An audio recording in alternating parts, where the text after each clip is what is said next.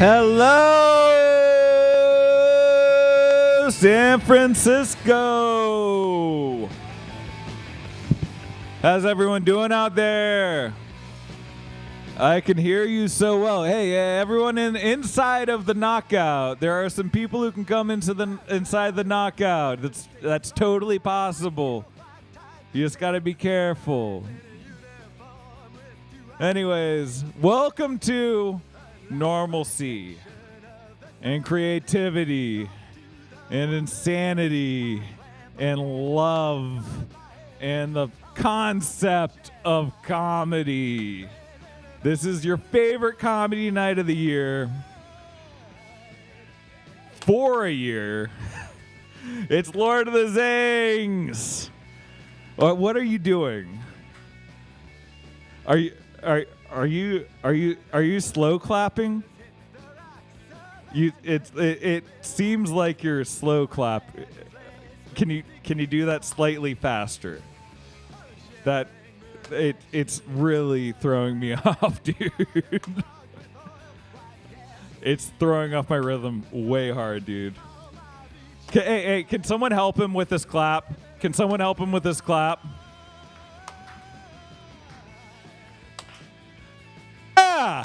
Is he doing it? Are we doing it? Hell fucking yeah, Brian! Yes! Yes! John, describe the protocols to you guys. The slow clap doesn't help when it doesn't get faster or better. Anyways, I curated this list of comics that are some of the funniest fucking people in the Bay Area, and I appreciate them so much. Much like the wind I'm getting thrown at me from Joe's slow claps that turn to fast claps. Hey, Dusty, can we get some walk-up music for Dro?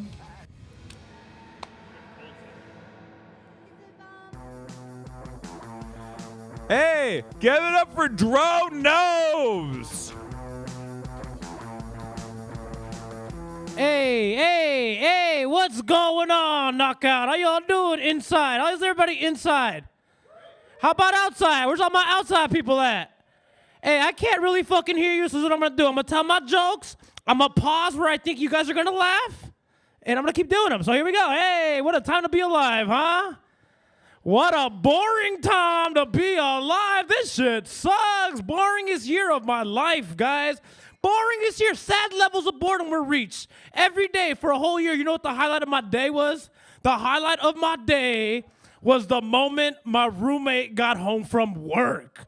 You know how fucked up that is? He started treating me like I was his fucking trophy wife all of a sudden. He'd be at work, I'd be at home washing all the dishes, scrubbing the floors, making sure the mini fridge is stocked up with mango White Claws. I did all that shit. In a little pair of booty shorts, and I swear to God, the minute he got home, he didn't want to talk to me. He never noticed how clean the house was, not once complimented me on them booty shorts. He just watched TV and drank those mango White Claws by himself, and I know I should just listen to my mom and finally leave his ass, but I can't do it. I cannot do it. Because that motherfucker has a Costco membership. I can't give it up, no. If you think I'm walking away from my Kirkland signatures, you're mistaken. You guys ever get high and go shopping at Costco? You ever do that? I do it all the time, I swear. I never come home with what I need. I still do it. Other day, high as fuck, I'm blunted, shopping at Costco. I stumble upon scented toilet paper. I lost my mind, man. Scented toilet paper, who came up with that? I bought 5 cases immediately. 20 minutes later, I got home. Turns out I bought a bunch of fabric softener. I'm sure some of you are shaking your heads out there. I'm not sure, but don't do it because they got the job done. While you guys are wrestling with your neighbors over toilet paper, my farts started smelling like lavender. Love getting high. Biggest problem, it's so goddamn expensive. What's up with that? I went to a dispensary. They tried to charge me $80 for an eighth. $80? What the fuck? I might as well be buying cocaine. So I've been doing a lot of cocaine. Oh my God, I haven't slept in 3 days. Somebody called Dr. Phil. It's an emergency. My key is not fitting my doorknob in 6 weeks. What's going on? You know how you know you're doing way too much cocaine? You know you're doing way too much cocaine when you start pronouncing it cocaine. I'm just kidding. You know you're doing way too much cocaine when your Fitbit starts getting worried about you. It just starts beeping, sending you messages like, hey man, your heart's racing, but you haven't taken any steps, motherfucker. What's going on? All right, outside, I can't tell if these jokes are for you, but if these jokes were for you, meet me in the bathroom after this set. All right, I'm trying to get smart during the pandemic. That's what I'm doing. I started reading a bunch of audio books. My friends always laughing at me. I had a friend tell me people that read audiobooks are just stupid and lazy. That shit hurt my feelings, was what I did. I found out what book he was reading. I downloaded it. 8 hours later, I called him and I ruined the ending. I was like, who's stupid and lazy now, bitch, huh? After Charlotte saved Wilbur's life, that bitch died forever. All right, I can hear the silence outside with that one. Never do that joke again. Whatever. So I'm going to talk about myself. I'm 35 years old, and I still skateboard, and it started to become embarrassing, man. You have no idea. You have no idea how awkward it is when you're older than the parents at the skate park. And let me tell you, if you're my age and you're at the skate park, you better be busting tricks as soon as you get here because those parents are going to call the police because they think you're a pedophile. But it's the only thing keeping me in shape, man. It's the only thing keeping me in shape. Like I got one buff-ass leg, one skinny-ass leg, and a fucked-up ankle. My body is just fucking pale skin and black bruises all over me. I look like an anorexic cow, man. All right. Next joke, huh? I don't know. I'm never going back to work. Who went back to work? Anybody not go back to work yet? Nobody still collecting those government checks? Whatever. I don't want to go back to work. You know what I used to do? I used to work brunch in the marina. You know how fucked up that is? Brunch is where white people go to celebrate their privilege. I noticed that. I knew it. I don't know what happens to white people on weekends between 10 a.m. and 2 p.m., but the mixture of hollandaise and mimosas gets them going. Oh, my God. And you know what? I just look the other way because white people tip very heavily, man. I'll let you get loud. I'll let your kids run around like Super Saiyan Caucasians. I'll even take those stupid orders you guys always put in. I had a guy come up to me. He's like, hey, man, I'm trying to eat all healthy at the moment. Is there any way you could make me a plain omelet using half egg whites, half yolk? I looked at him. I was like, you mean like a regular fucking egg? Like, why? Are you making this so complicated? But you know who my least favorite brunchers are? My least favorite? We call them LOLs. You guessed it, little old ladies. These sneaky bitches. Oh, my God. Always ordering hot water. I know you smuggled in a tea bag, bitch. Like, I know. All right. Getting heckled by a dog outside. This is my last joke, and you'll never see me again. Unless this failure fucking, I don't know what I'm doing. My last joke. I hope it's a good one. No, this might do a joke that never works. Here it goes. Really happy we got a brand new president. Really happy about it. But a little part of me kind of wanted to see Donald Trump win. Let me explain. I'm in so much debt right now. I thought the only way I was going to get out of it was if the end of the world happened for reals, man. And I didn't need Donald Trump to be the best president. I didn't even need him to be a good president. I just needed him to be the last fucking president, and he blew it. All right, I'm going to go off on that. My name's Mauricio. Y'all have a nice night.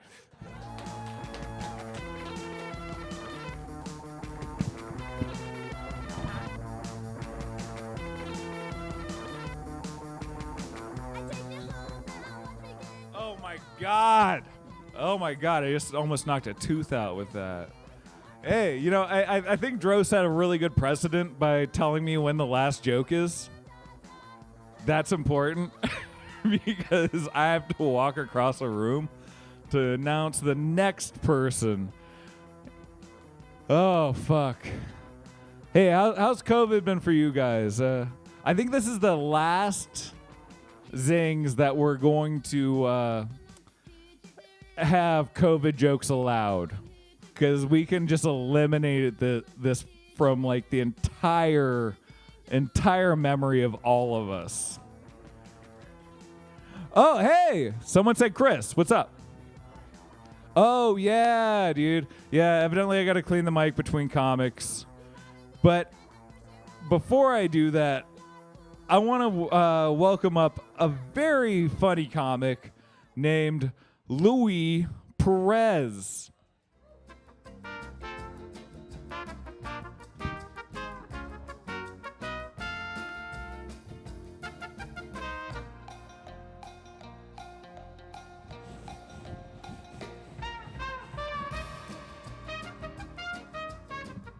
All right, how's everybody doing? All right, I should have heckled him as he was cleaning the mic, right? Like, put more work into it. Yeah.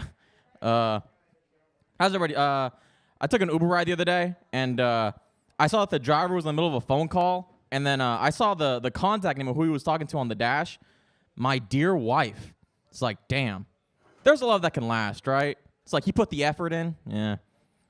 Then he hung up the phone. I saw the rest of his contacts. My dear side bitch. My dear daughter's best friend.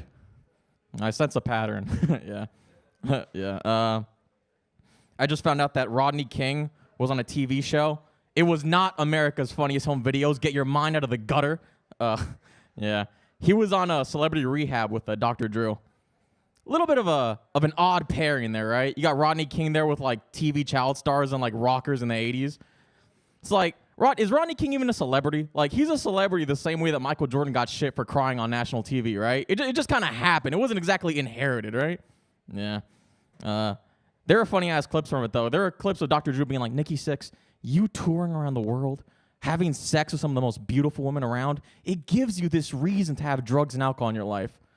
Rodney, just live and learn, man. I mean, how the fuck are you going to help Rodney with that, right? Yeah. I don't know. I think if I had a time machine and if I went back to go help Rodney King, I don't think it'd be possible.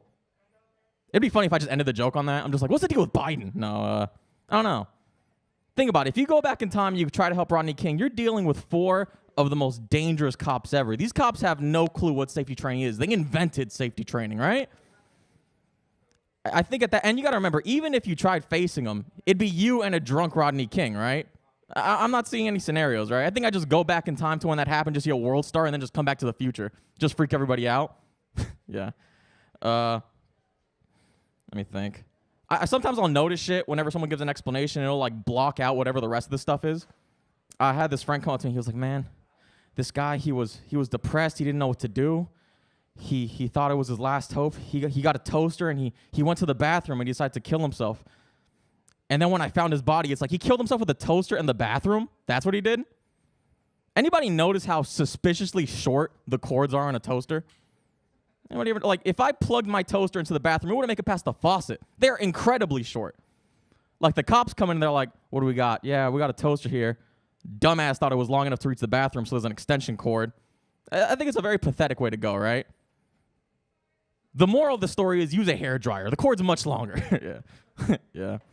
I offered my friend a mint the other day. Things are kind of weird. He was like, nah, man, I don't fuck with that shit. It's like, I'm freaking Altoid, relax, right? But he was like, nah, man, mint, it lowers down your testosterone. It's like, you don't have to act like you're a tic tac away from having your period, right? Relax. But he's right. No, mint really does lower down your testosterone. That seems like a quarantine thing, right? That guys have been worrying about, like their health. Like, I didn't know this. I didn't know that guys can have dangerously low levels of testosterone. Dangerously low, right? Can you believe that? Who was the first doctor to diagnose that, right?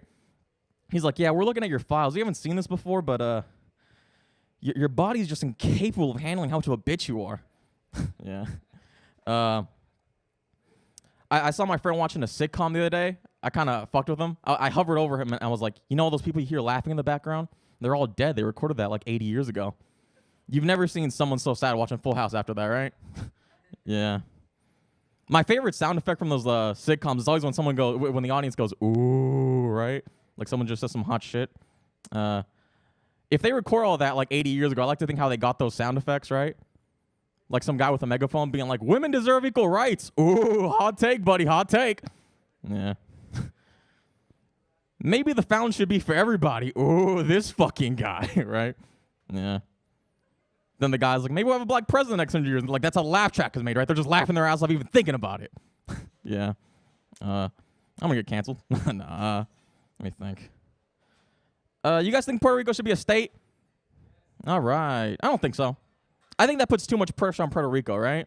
It's like they become a state and they suck. Like it wouldn't be bad, right? I think it should be like an NBA expansion where like we draft 4 states, right?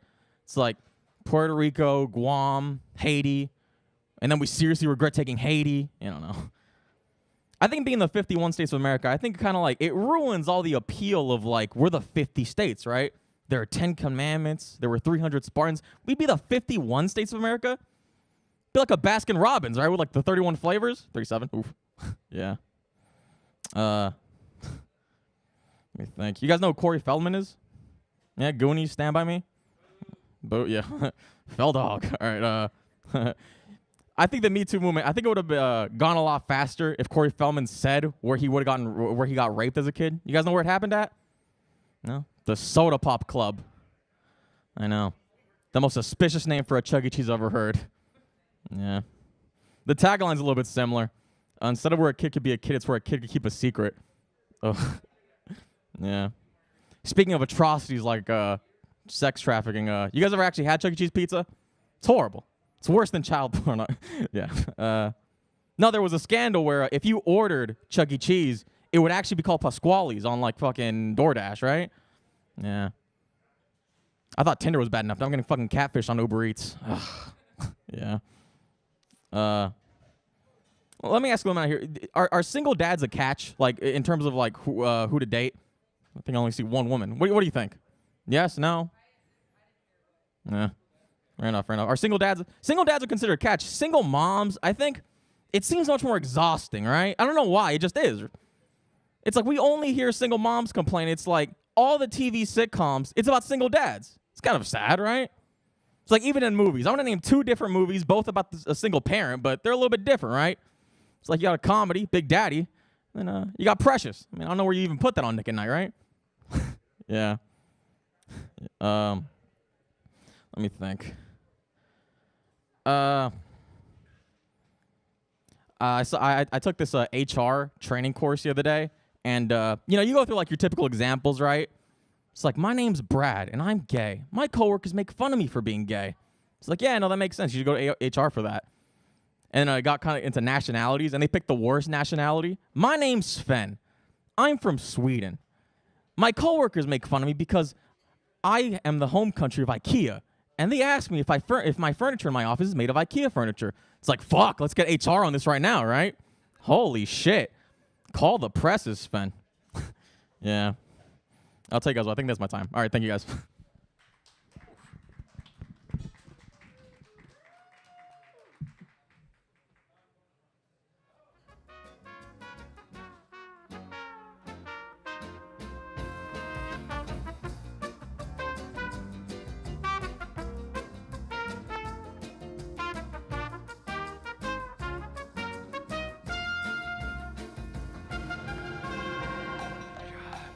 I kind of like that effect, that weird effect. Give it up for Louis Perez, everyone.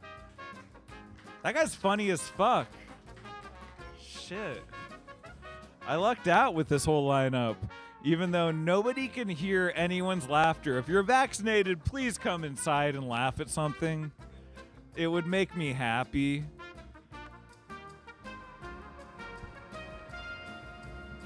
And that echo effect is so dope. Just anyways, up next, I have one of my favorite comedians in the Bay Area that showed up out of the blue, and I appreciate him so much. This is a fucking freedom fighter right here. Fucking standing up for Syria, being a fucking dope fucking person, just in general. Everyone outside, so we can hear it. Give it up for Bryce Drusen.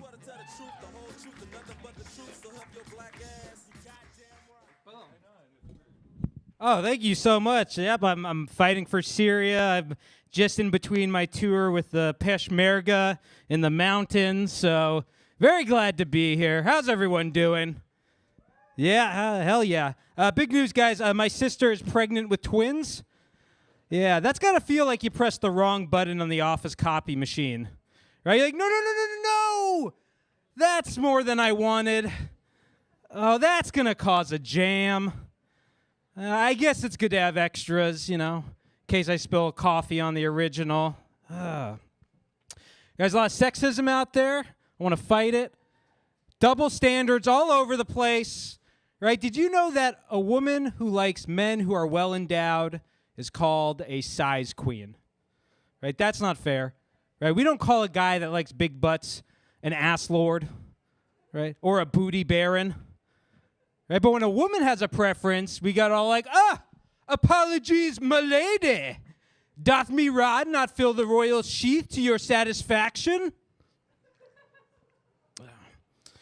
Guys, I'm bettering myself. I bought Marie Kondo's book about personal organizing, right? Which I think it's amazing, right? Because like 75 years ago, my grandfather was firebombing Tokyo in a B-29. And today, a Japanese woman is teaching me the life-changing magic of tidying up. That's progress. It seems like the Japanese got into minimalism after World War II. Right? Like they got out of the rubble. We're like, oh my God, that was awful. But you know what? I don't think I needed most of that stuff anyways. Guys, I just moved to East Oakland. There's a lot of fireworks there, keeping me up at night. I want to complain, but I'm worried about what the headline would be. Right? Like, white transplant tells Oakland to keep it down. Right? And then I thought, wait a second, why am I assuming my neighbors aren't also bothered? Right? Maybe if I don't use my privilege to speak up, the headline's going to be, white gentrifier betrays black neighbors. And then I thought, wait a second, why don't I just ask my neighbors how they feel? Right? And then I realized I don't know any of them. Right? So now the headline's going to be, phony ally never introduced himself to neighbors of color. And then I thought, wait, who's writing these stories? And I was like, now the headline's going to be, white narcissist thinks newspaper will cover him. Last year I lived in Emeryville, right next to the mall that got looted. And the thing is, I noticed nobody touched the IKEA. Right? It would make sense, right? Like, you never want to steal work. You know, you don't want to risk jail for like a dog storp. Right? Swedish for argument. I got a white dad. He's my only dad, and we were watching basketball together. He starts going, LeBron, DeAndre, DeShante. African Americans have strange names, and I was like, okay, Mortimer. Like, you know. My dad's from South Africa. One time we went on a cultural tour, go to this rural village. The tour guide's like, what you're about to witness is a sacred Zulu dance done only when young men are initiated into adulthood. Or when there's a group of white tourists with money around. Those are the two sacred occasions. All I'm saying, like, I hope we don't end up in that situation. Right, like, busload of Chinese tourists pulls over. We have to like stage a brunch. Like, fuck. Ugh. I think it's important to know your heritage, but I don't think you should be too proud of it, right? Because like you didn't have anything to do with it. So I find it a little annoying when people are too proud of it. Like when an Italian American is like, "Hey, I'm Italian," or if a Chinese American is like, "Hey, I'm Chinese."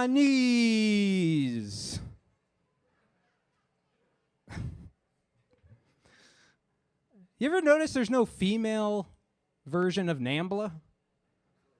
Right? There's no North American woman-girl love association. Right? I think the reason is it's because like only men have the arrogance to be like, sure, we're the most despised group in the country. But with the right marketing, I really think, first thing, logo. Something with real clean, smooth, trusting lines. You know, like, yeah. I think the whole transgender thing has really thrown Christians for a loop, you know? Because, like, now they have to be like, it's Adam and Eve, not Adam and Steve. Unless Eve used to be Steve, then that's not okay either.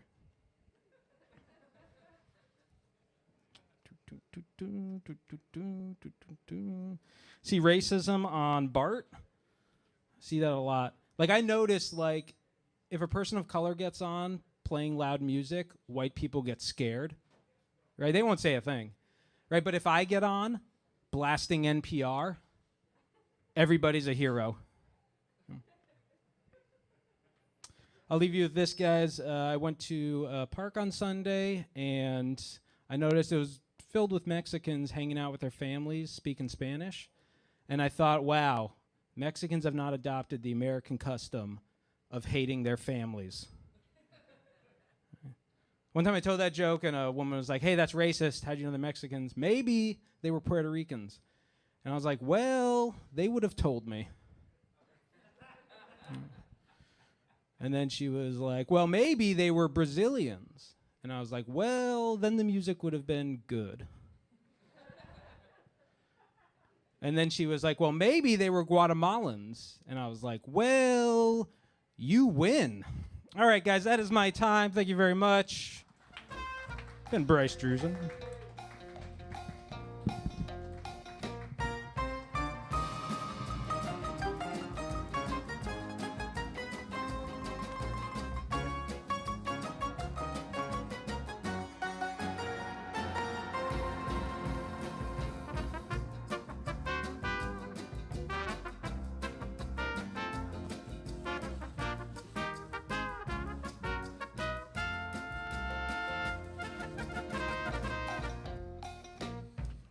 If you haven't before, please try Outer Orbit next door. They're delicious. I'm actually finishing a burger from them. And it's great. Also, thanks for coming out to Lord of the Zings, and I appreciate your enthusiasm from the outside and the inside, but I appreciate that enthusiasm right there. Do you know who that sounds like? And give it a second. Give it a second. Let your walk-up music lead you in. Thank you for listening to Bryce Drusen.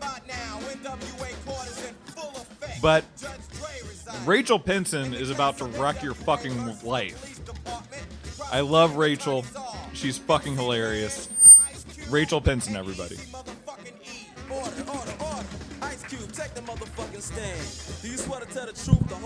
Hey, yo, everybody outside. Hey, do you like talking over women? Because you're already doing a good job. I just want to keep it going, you know? Oh, my God, dude. I'm so lucky to be here. We're all lucky to be here, right? We just experienced the craziest year in any of our lives, and we survived, right? Can we give it up for that? Yeah, thank you, Woo, outside. Yes.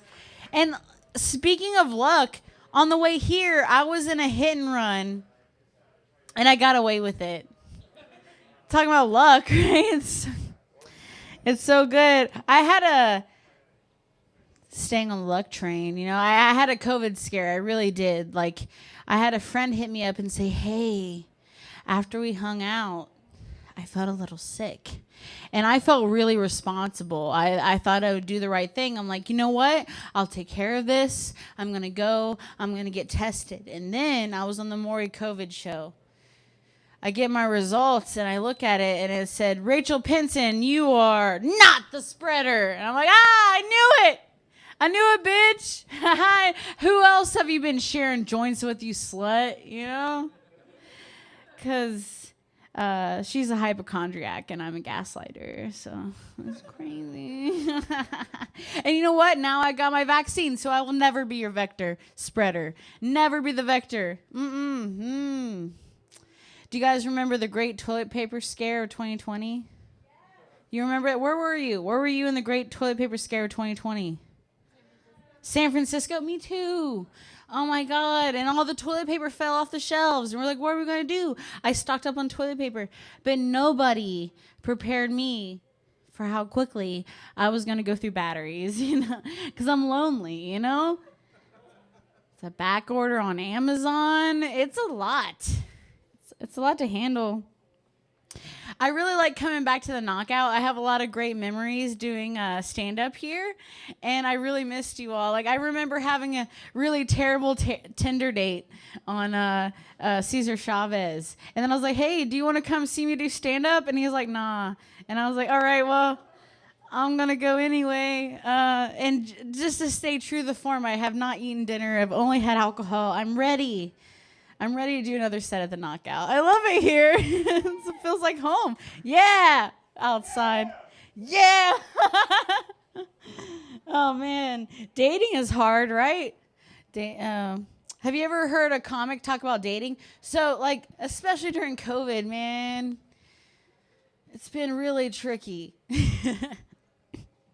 Like, I'm really, like, intimidated when I have to turn a guy down for a date, like, as a woman. Like, especially when I turn down a white guy, because I don't want to be responsible for the next mass shooting. And that just puts a lot of pressure on me. I'm actually really into nerdy guys, but that's hard because I'm an extrovert with tits. And I don't know if you know this, people outside, but that's like nerd kryptonite, right? I can't get them to look at me or talk to me. But when they do talk to me, it's online, and they say really cute things, the cutest things, like, excuse me, you spelled misogyny wrong, you dumb bitch. Like, oh, man, he talked to me.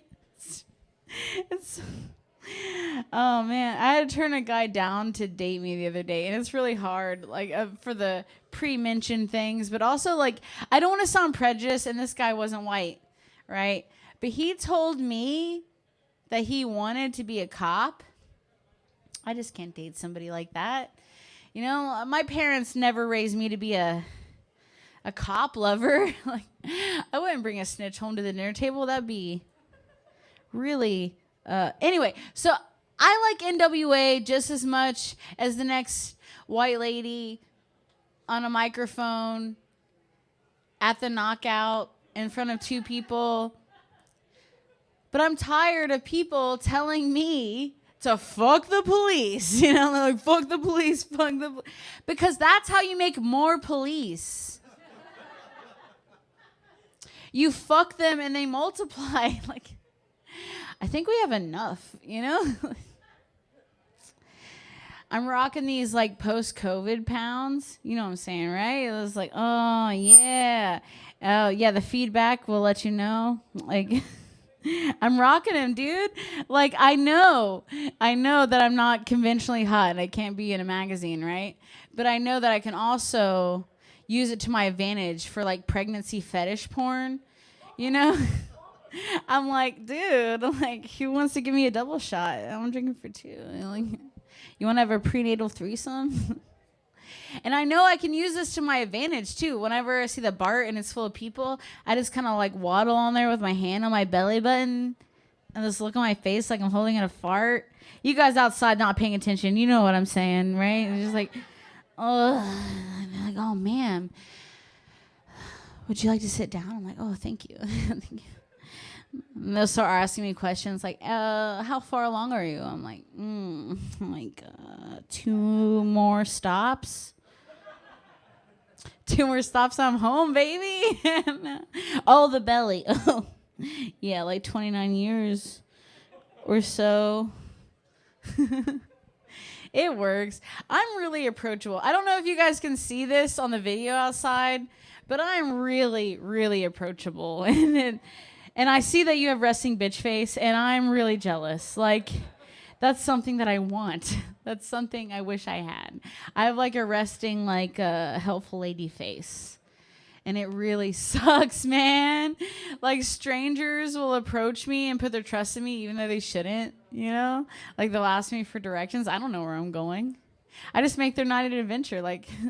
All right, you want to go over here? You're going to cross a bridge. Do you know riddles? Because this troll is going to ask you a riddle, and he'll tell you to go from there, you know? Like, make their night an adventure. I can't sit alone on public transportation because I look like a kindergarten teacher. And people will sit down right next to me, like, no matter what they smell like. But I think the worst case of helpful lady face I've ever had is when I was at a concert and a stranger just hands me their baby and says, "Will you take her? She's scared." Like scared. She's about to be more scared. You think I'm not going to sell that fucking baby, dude? What's that worth, like $30,000, dude? I'm trying to afford rent in the Bay Area. It's not easy. I'm not even from here. I used to date a bunch of losers who tried to disappoint my parents. But then I realized that I am a strong, independent disappointment to my parents. And I don't need a man to help me with that. I'm a feminist, you know. Oh, man. I really like living in the Bay Area. Like, originally, I'm from the Midwest. If you look at a map, I'm from Ohio. There's nothing west about it. But nobody believes me when I tell them that I'm Middle Eastern. So, Midwest is what I stick with.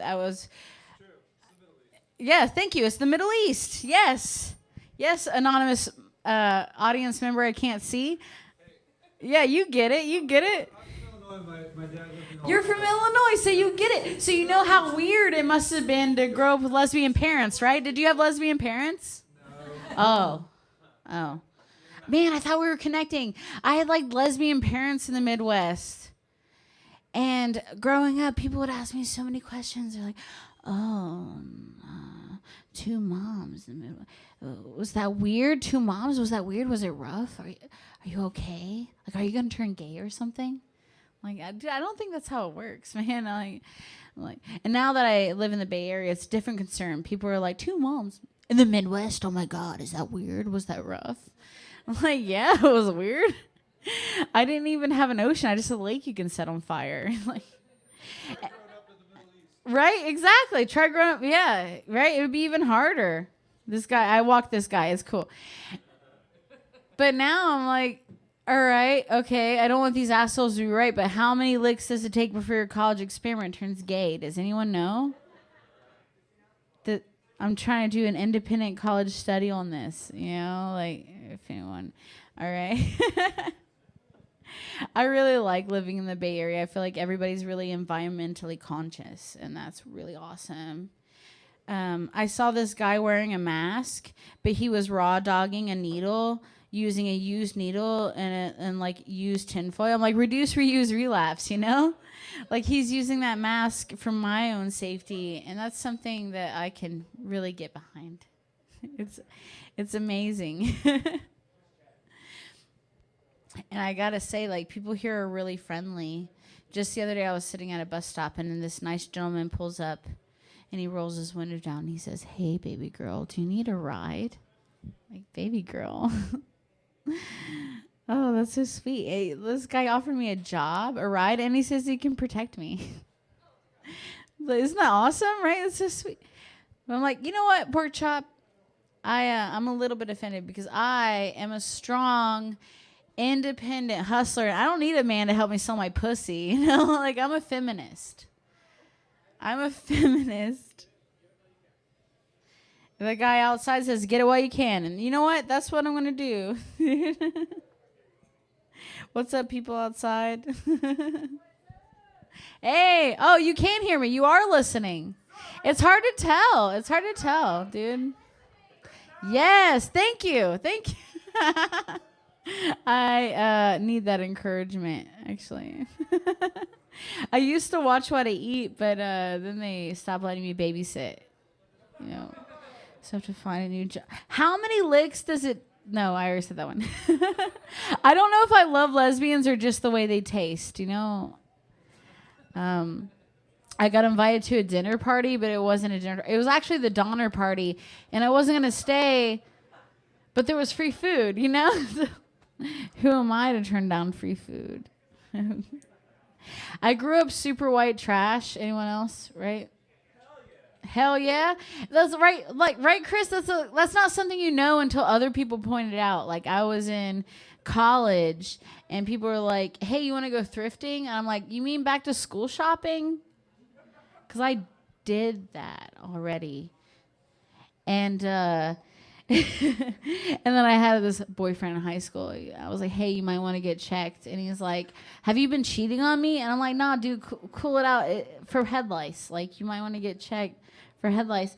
And then I had this Asian boyfriend. I think he fetishized me a little bit for being white trash, you know, because he said, can you say something to me, but like in a country accent? Oh, all right, I'll try. I'm 13 years old. Don't tell me how to raise my baby. Mama didn't pay the water bill. That's all right, because we got Mountain Dew.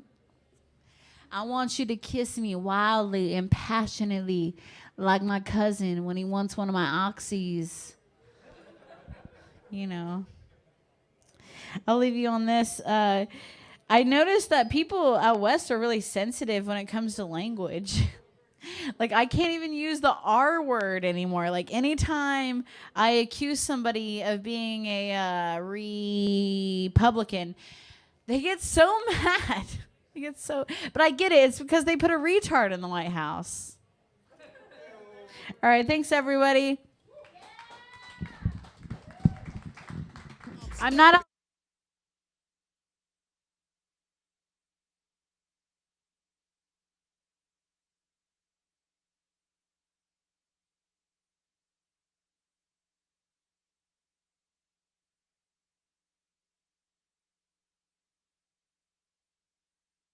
Pitson, everybody! Come on, you can do better than that. She's one of my favorite comics in the entire Bay Area. Like, I know I say that about every one of them, but I also curated the show to give you the most fun you could possibly have. Where'd the echo come from? We lost the music, but I don't need the music. The music doesn't make me dance, my heart does. You know? I get on stage for you people. I show you my moves. I show you my sass. And we have fun. And, you know, sometimes NWA is how I sound.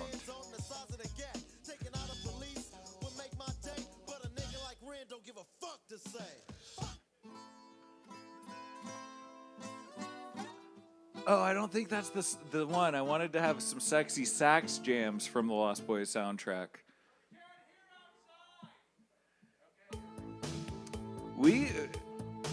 This is what I'm talking about. So can at least people see my hips and hear me moving my lips? Because we're about to have a sexual eclipse.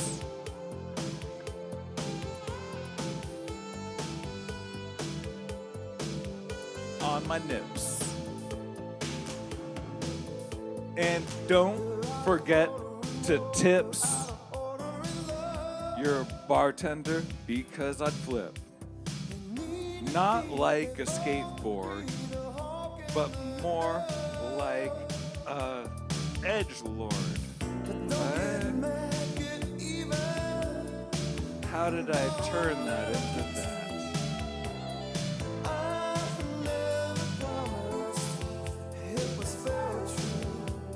So now that we're feeling real sensual, we got to know each other.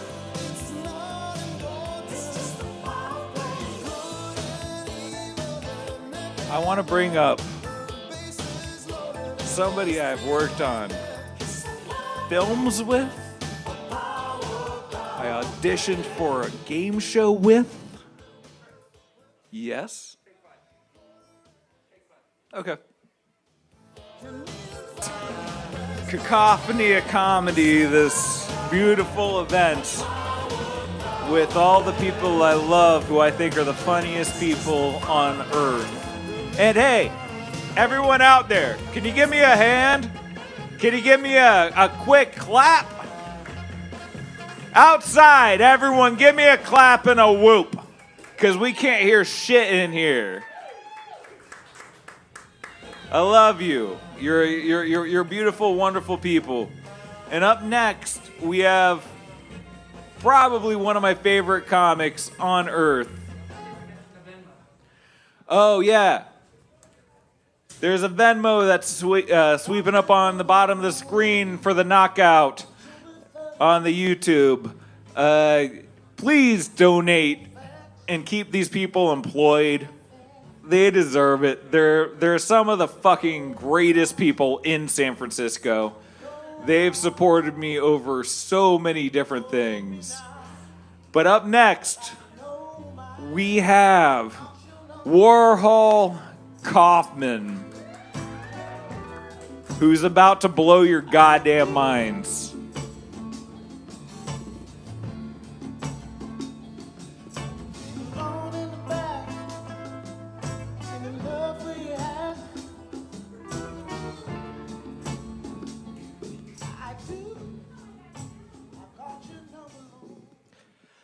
Make some noise if you're racist.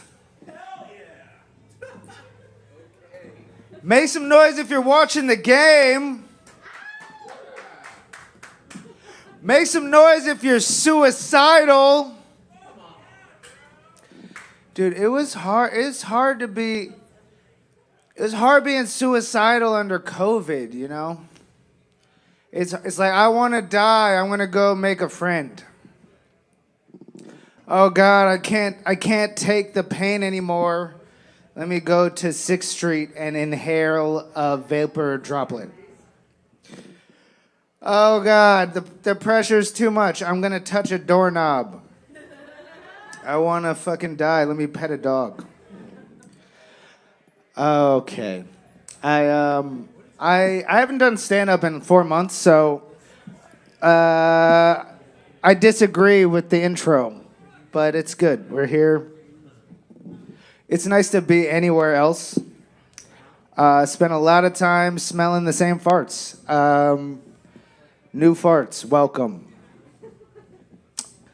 So I just want to say, first of all, Bernie Sanders, what an idiot. Who needs universal health care? Fuck that dude. Old crank, fucking stupid bastard. Trying to get everyone health care. Who, you know what? Second thought. America was right. I think we can all look back on the fever dream of wishing that people could get basic needs met, and we know that's unnecessary. All right. Oh, man. I've had a song in my head for like 6 weeks. It's the Guess Who. You know? I heard a zombie, yeah. And I will never, oh no, my baby. A herd of zombies, yeah. I don't want to humble brag, but I got a couple letters, a couple emails. I've been invited by several San Francisco grant organizations to continue without their support. They think that I'm doing such a great job. I don't need them, and I should, whatever the fuck I'm doing, just keep on with that shit. That's what I've been working on. A question I've been wanting to ask everyone now that we're getting together again. Where were you when Seinfeld was shot in LA? I know a lot of you are looking around. I didn't even know Seinfeld was shot in LA. Those exteriors convinced me. I thought Seinfeld was shot in New York. I was in elementary school and middle school, and then some of high school. He was shot for several years. It's not as fun to make jokes about killing Joe Biden, but if I don't get another stimulus check, it will be. You're on warning. And where the fuck is Kamala? Like, did they lock her in a base? I haven't seen that chick since he won. I'm a little concerned. This joke just says AR tween, so read between the, I don't know. I'm just going to read the headlines of the jokes. Army Hammer eats pussy with a knife and fork. That's that joke. A lot of my friends are into food, not bombs. I say compromise food and bombs. You know, you don't have to choose. I watched Goodfellas the other day. I got to the end. There's like, when you get to the end of Goodfellas, and I know a couple of you are going to agree with me, there's only one thing to do when you get to the end of Goodfellas. Just watch it again. There's nothing else. You're like, I'm out of Coke. I need to go back to the beginning. I feel pale and bloated, and I need another hit of Goodfellas. Okay, I'm going to wrap this up. This is almost going as bad as I hoped. Do you guys, I see a lot of time when I'm trying, like back when I used to leave the house, and I'm trying to steal Wi-Fi because I'm a broke ass. You'll see like Wi-Fi that's called Pretty Fly for a Wi-Fi. Have you seen?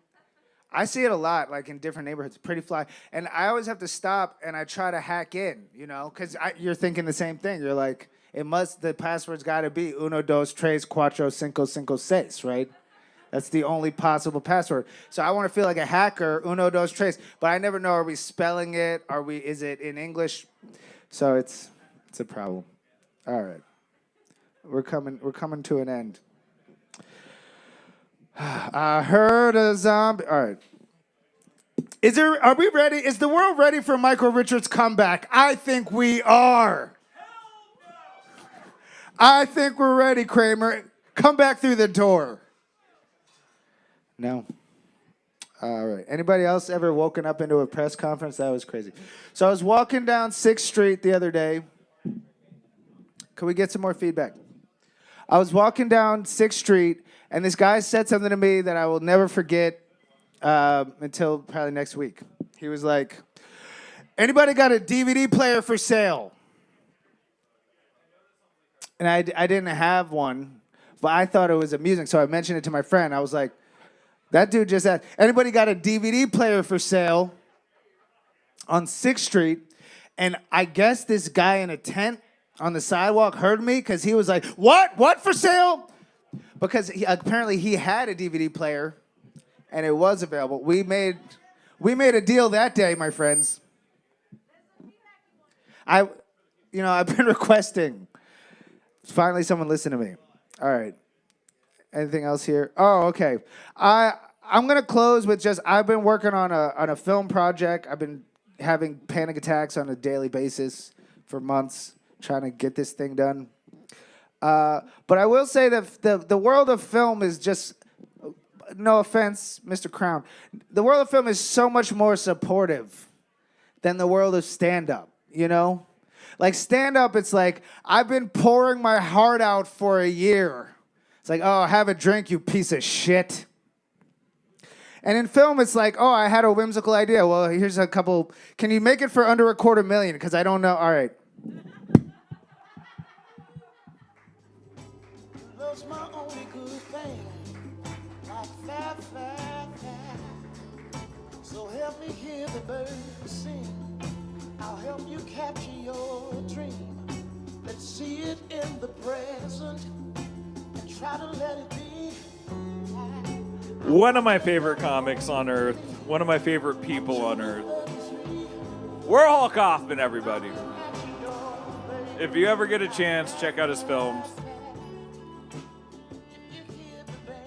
Actually, check out The Thieves' Code, which we're both in. I don't know how to fix this. Thanks, Warhol. This is the most beautiful thing that Warhol ever does for me. It's just put me in a situation I cannot fix. But then I learned to do it through improvisation. Oh no. Oh no, hold on. We're not ready yet. I want it louder. We've got the Stroke himself, Marty fucking Cunny.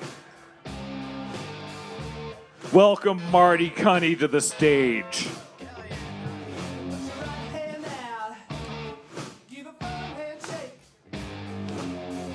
Let's do a little hip rock, everyone.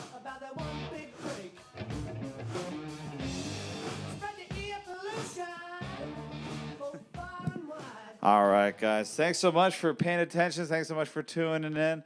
I'm so fucking glad to be in San Francisco. I moved to Oakland, and it's a little different out there. I got to be fucking woke out there. I got to do it. I can't help myself. I have to. Oakland is the wokest place I've ever been to. They're so woke there, they invented the all-gender bathroom. That's where it started, is in Oakland. And we just call it BART, but still, you know, it's like everyone's welcome. It's crazy. You don't even have to pay. It's just like, don't eat a sandwich, I think is their only rule. But it's good. I actually am doing all right. I moved in with my girlfriend 3 days before quarantine started, so we are broken up. You guys guessed it. That's how that goes. I'm kidding. We're together. We're happier than ever. Oh, my God. We couldn't be more excited to be spending our lives together. It's really a magical thing. If I'm being honest, this is the best thing that could have ever happened to us. The quarantine was it made our bond so strong, and it was just... Who else is trapped? Anyone else trapped in a relationship for the last year, huh? Who else? Where are we at? June 15th, baby. It's right around the corner. No, it's not even my girlfriend. She had 2 cats before we moved in. I had 2 cats before we moved in. So together we have 1 billion cats. Actually, that's how the math works, guys. I feel like I'm losing my fucking mind. And they're not getting along at all. My girlfriend got this thing that plugs in the wall and is supposed to calm them down by shooting cat pheromones into the air. I was like, you know we're breathing this in too, right? Like, I'm just chemtrailing myself with cat piss on a constant basis. Like, is this going to impact us at all? Is this going to affect me? And my girlfriend was like, meow. And I was like, it's probably fine, right? That's not a big deal. She started licking her buttholes like, this is actually kind of cool. I could get on board with this. This is all right. I'm vaccinated. Are we vaccinated? Make some noise outside if you're vaccinated, huh? Come on, cough on each other a little bit. Let's go, all right? I'm excited. It's just like even just regular things I'm excited to be doing again. You know, like even going back to the doctor's office, like inside the doctor's office. Because I did a telehealth appointment last month and it was fucking weird. You guys ever done one of those? Like the online? It was for a dick thing. I'm just gonna come out and say it. I had a dick related issue. I don't know how to sugarcoat that. It's like my undercarriage had a boo-boo. My hog zone was compromised. That's what happened. So I called up the doctor. I called in to make an appointment. They're like, all right, Mr. Connie, please email us your ID. Please email us a few pictures of the affected area. Email, huh? You guys don't have like a Snapchat or something? I would feel way more comfortable about that.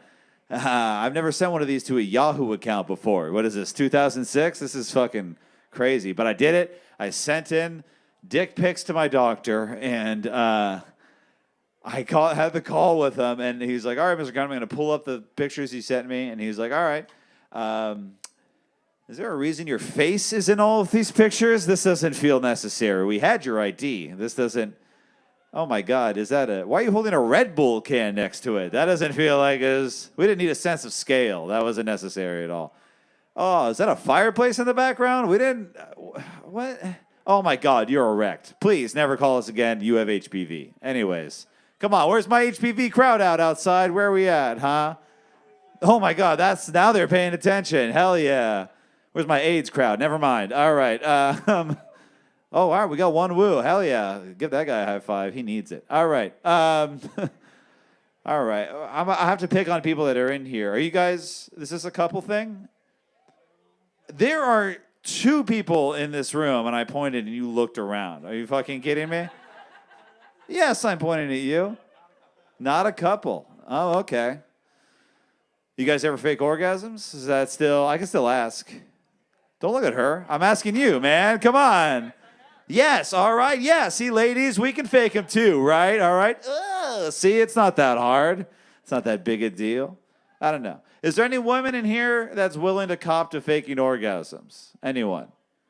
No one. Okay. Oh, yeah? Okay, thank you. Why do you do it? Why do I not do it? I just told you I did, all right? And the reason I do it is because I'm kind of tired. I just kind of want it to be over with, right?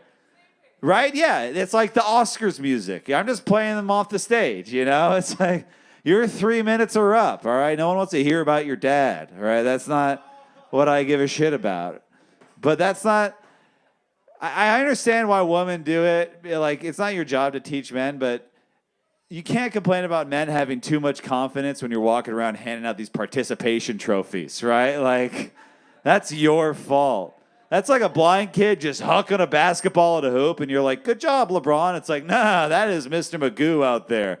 He's going to drive another car off the freeway, and that blood is on your hands, okay? Men take coaching. Coach us up, all right? I know it's not your job, but, like, if you don't teach us, who will, all right? Next time a guy's on top of you and he's giving you that fucking weak stroke, you grab him by the shoulders. You look him right in the eyes, and you get up in there like Rocky's trainer, like, come on, kid, what the hell do you think you're doing out there? You got to work the body, slap the titties around a little bit. In, out, in, out. Ah, don't forget the legs. Oh, you couldn't hit the G-spot if it was on the broadside of a bond. Come on, kid. Hey, you got to be eating pussy and crapping labia. Get out there. And if a man ever falls for your fake orgasm, just remember that means he has never made a woman come before, right? That's because as soon as you see one, you're like, oh, fuck, that's what it looks like? Ugh, sorry, everyone before this. That's my bad. I have some calls to make. Because it's not like most guys my age learn what the female orgasm looks like from Girls Gone Wild commercials in the 90s, right? And it's like I still got a half chub when I hear a steel drum, you know? Like, get that nostalgia boner. But it's not like that. It's not like the porn. You don't get any of that tropical bird noise, the right? There's none of that stub your toe, tss, tss. When a woman actually comes, it should sound like she got hit by a taser, right? It's like, that's what you're looking for. None of that arched back, grabbing the sheets. She should have a flat back, straight legs, look like she just talked back to the cops, right? That, if you really do it right, if you really get up in there, she'll climb up off you, she'll look you right in the eyes and go, "You done good, kid. You're a champ now. You got the belt." All right. Hey, thanks so much for coming out and supporting live comedy, you guys. This is so much fun. I appreciate you all being here. I want you all to give it up loud for your host, Chris, everybody. Come on. Give it up for Chris. He might take a minute to get here. I'm just going to rock my hips until he does.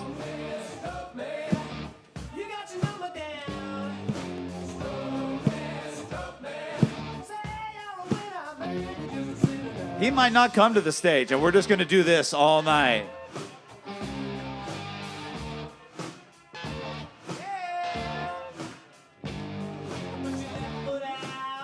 Marty Connie, everyone, man, one of the funniest motherfuckers I know. Like hey, Marty, before you leave, you got some serious compliments outside, and that's the world we live in now, where we can't come inside, even if we're stroked.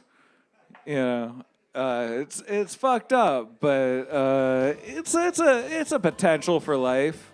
God, I gotta wipe this shit down again.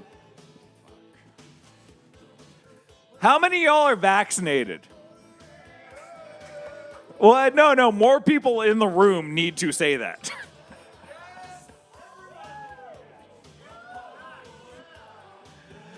Oh, God, at least we're not like Florida. Fucking Florida, dude. I spent a month there in March because of family obligations. But it was like one of the best months of my life because I got to spend it on a lake with some Jamaicans eating blackened chicken and shit and just fucking like not hating life. It was good. But at the same time, when I was back in Florida, I had to get a therapist, which if you're going to go to Florida, you should probably get a therapist because it's not going to make sense to you if you're like from the West Coast at this point. Anyways, hey, Dusty, what is this? It's fantastic, and I love you. Up next, we have Sean Boyles. Hey, give it a sec. Let this fucking roll.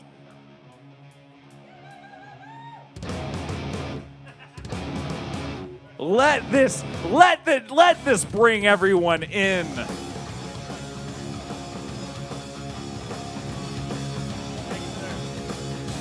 Hey, what's up, Knockout? God damn, it's good to do Good to be inside, telling dick jokes on a microphone.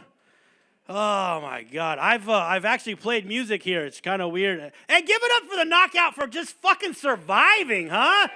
God damn. So many places have closed. I'm glad that a fucking divey place that has punk rock and metal be able to play inside it is surviving. And I'm glad that this part of the mission hasn't changed too much. San Francisco's changed. It's fucking changed. I don't know. Can you still get chased by a crackhead holding his cock? Can that still happen here?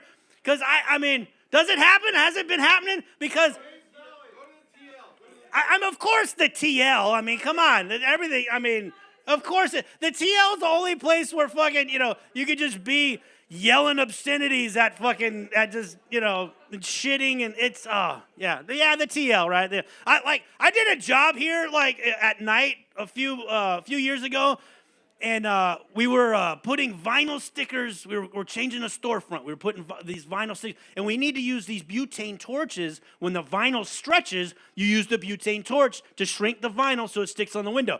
This fucking crackhead comes up, he's like all itchy, and he says, "You guys selling those torches?" You know what I mean? He wanted to buy. I said, "Fucking get out of here, cracky, leave me alone." You know what I mean? He goes up the street, and it was November. It was cold. We were all bundled up. He's got shorts on. His shirt's unbuttoned. You know what I mean? His fucking lips are all burnt and ashy. He goes up the street, and I hear him, "Ah!" And he comes back, and he's coming for me, and his cock's out. This guy was maybe 5 foot tall. He had the biggest, whitest, meatiest, uncircumcised cock I've ever seen live and in person. It was very impressive. And he's rolling it around, coming at me. You know those plastic things that people roll? They roll around. He's fucking coming at me, going, "Nah!" Oh my God, it was frightening. He needed to do the movies, the fun movies where people put those things inside of people. Like that's what he should have did. Porn, that's what it's called. Thanks. Thank you for stating the obvious. You ever fart so hard that your butt lips didn't go back together the right way? It's like, and then they slowly go back together. If you want to make somebody feel special, you got somebody special, you want to make them feel even more special, pick them up in the short bus.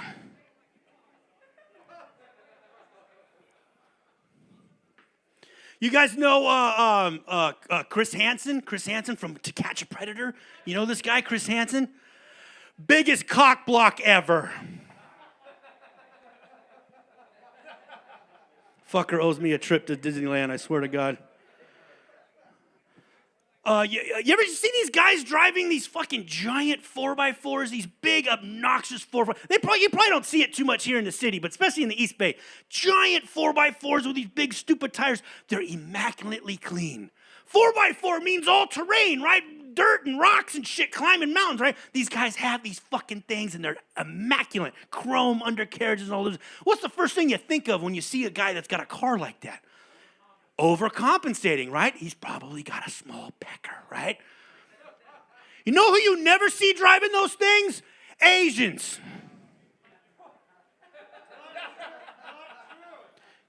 I've never once seen an Asian driving a 4x4, compensating for his small whatever he's got.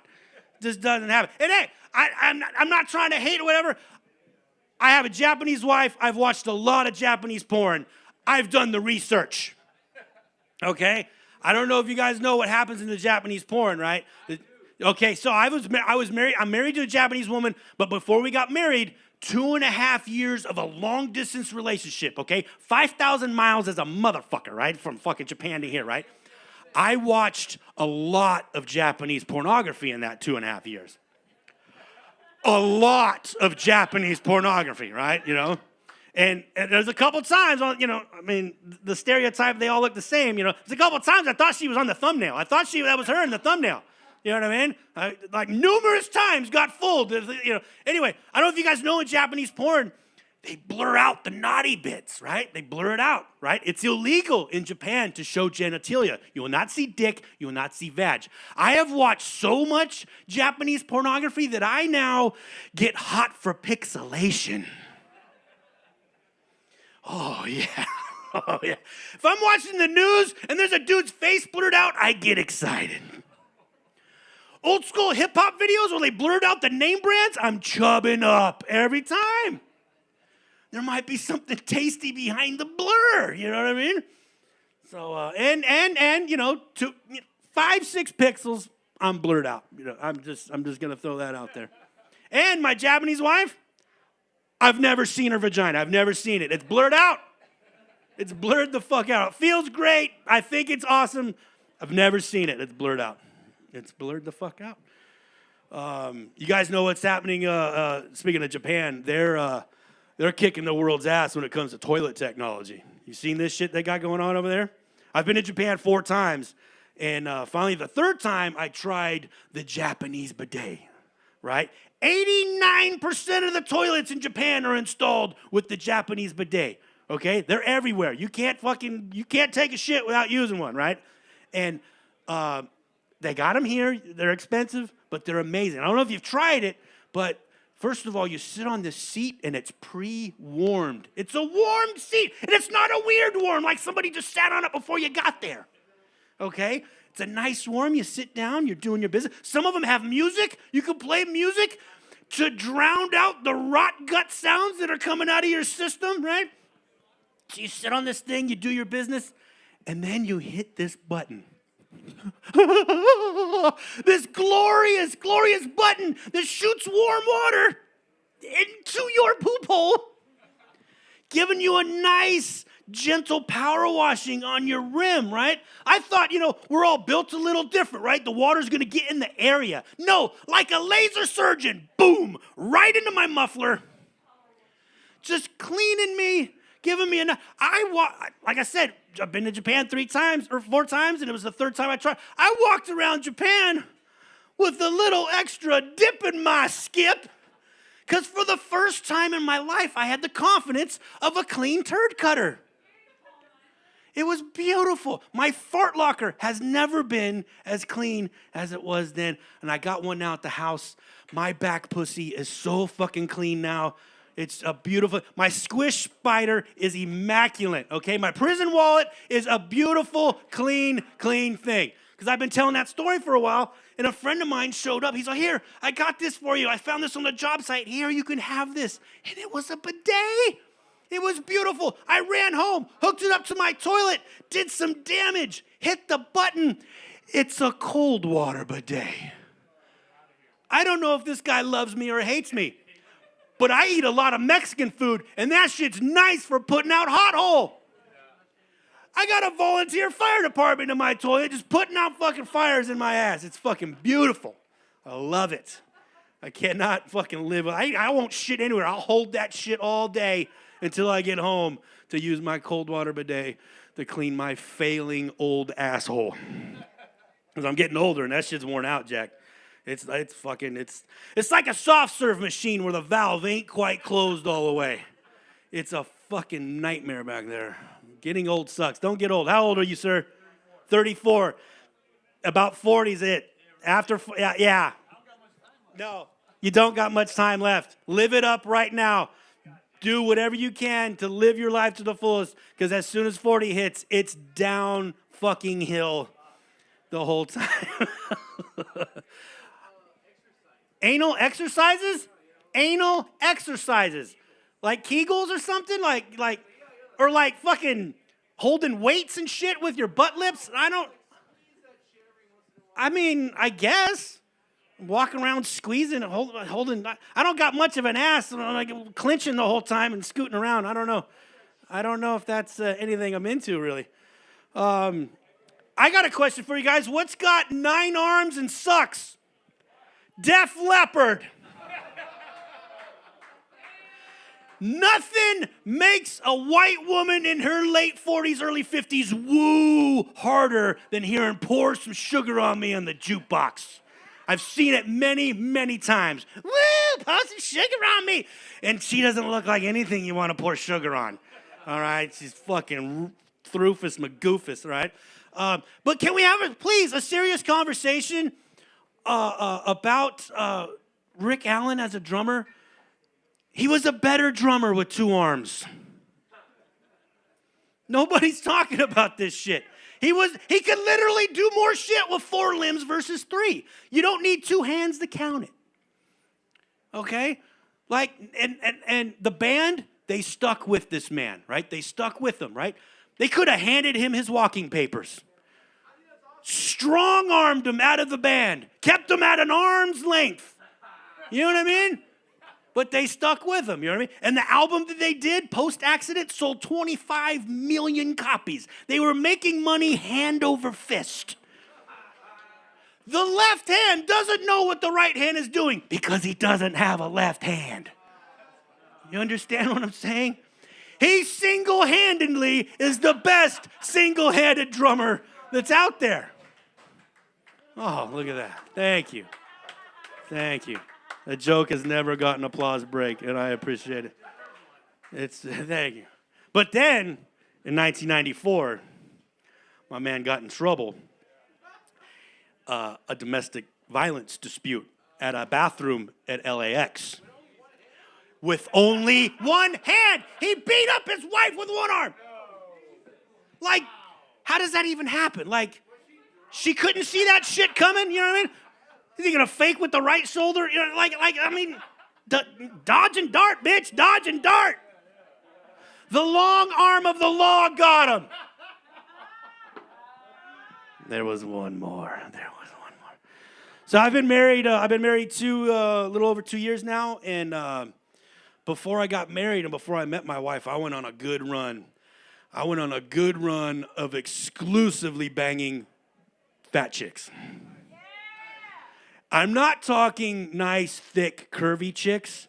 I'm talking big girls, right? It was amazing. It was wonderful. Big, like couple sandwiches short of being stuck in the house kind of big, okay? Large and in charge women, right? Like, I don't even think I hit puss on a couple of these chicks. I think I just friction fucked a fold. You know what I mean? Like, I went down on so many big girls, I probably got diabetes. And apparently, I got a thing for pulling apart grilled cheese sandwiches. That's my time. I've been Sean Boyles. Thanks, man.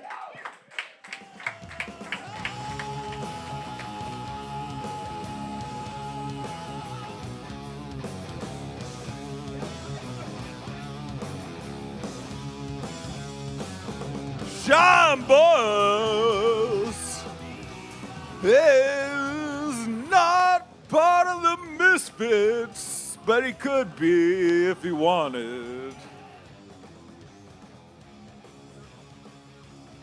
We have a slight interruption to our regular programming. And that is one. I know I use a lot of hyperbole when I talk about people. But coming from Florida and knowing about Panama City and thinking of someone who deserves to be born in Panama City but make it in San Francisco, I can't think of anyone more deserving than PK Cummings. Get up here, PK.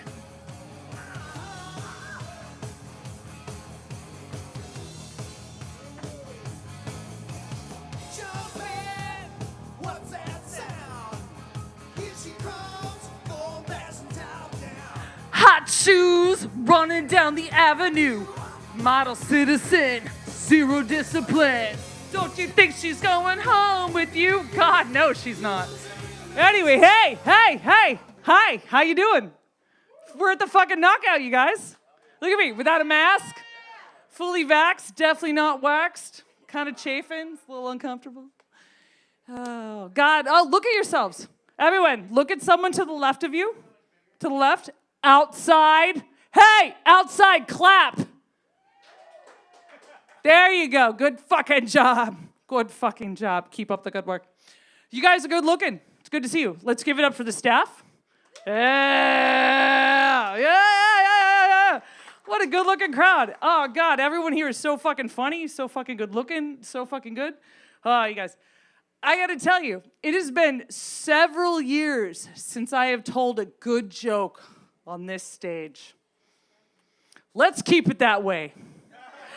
Good night, everybody.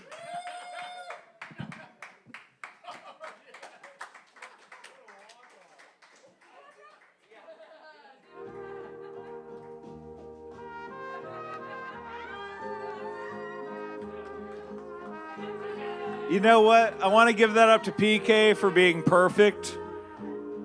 I want to give that up to PK for being perfect. God, you know, what a beautiful world it is. What a fantastic life it is.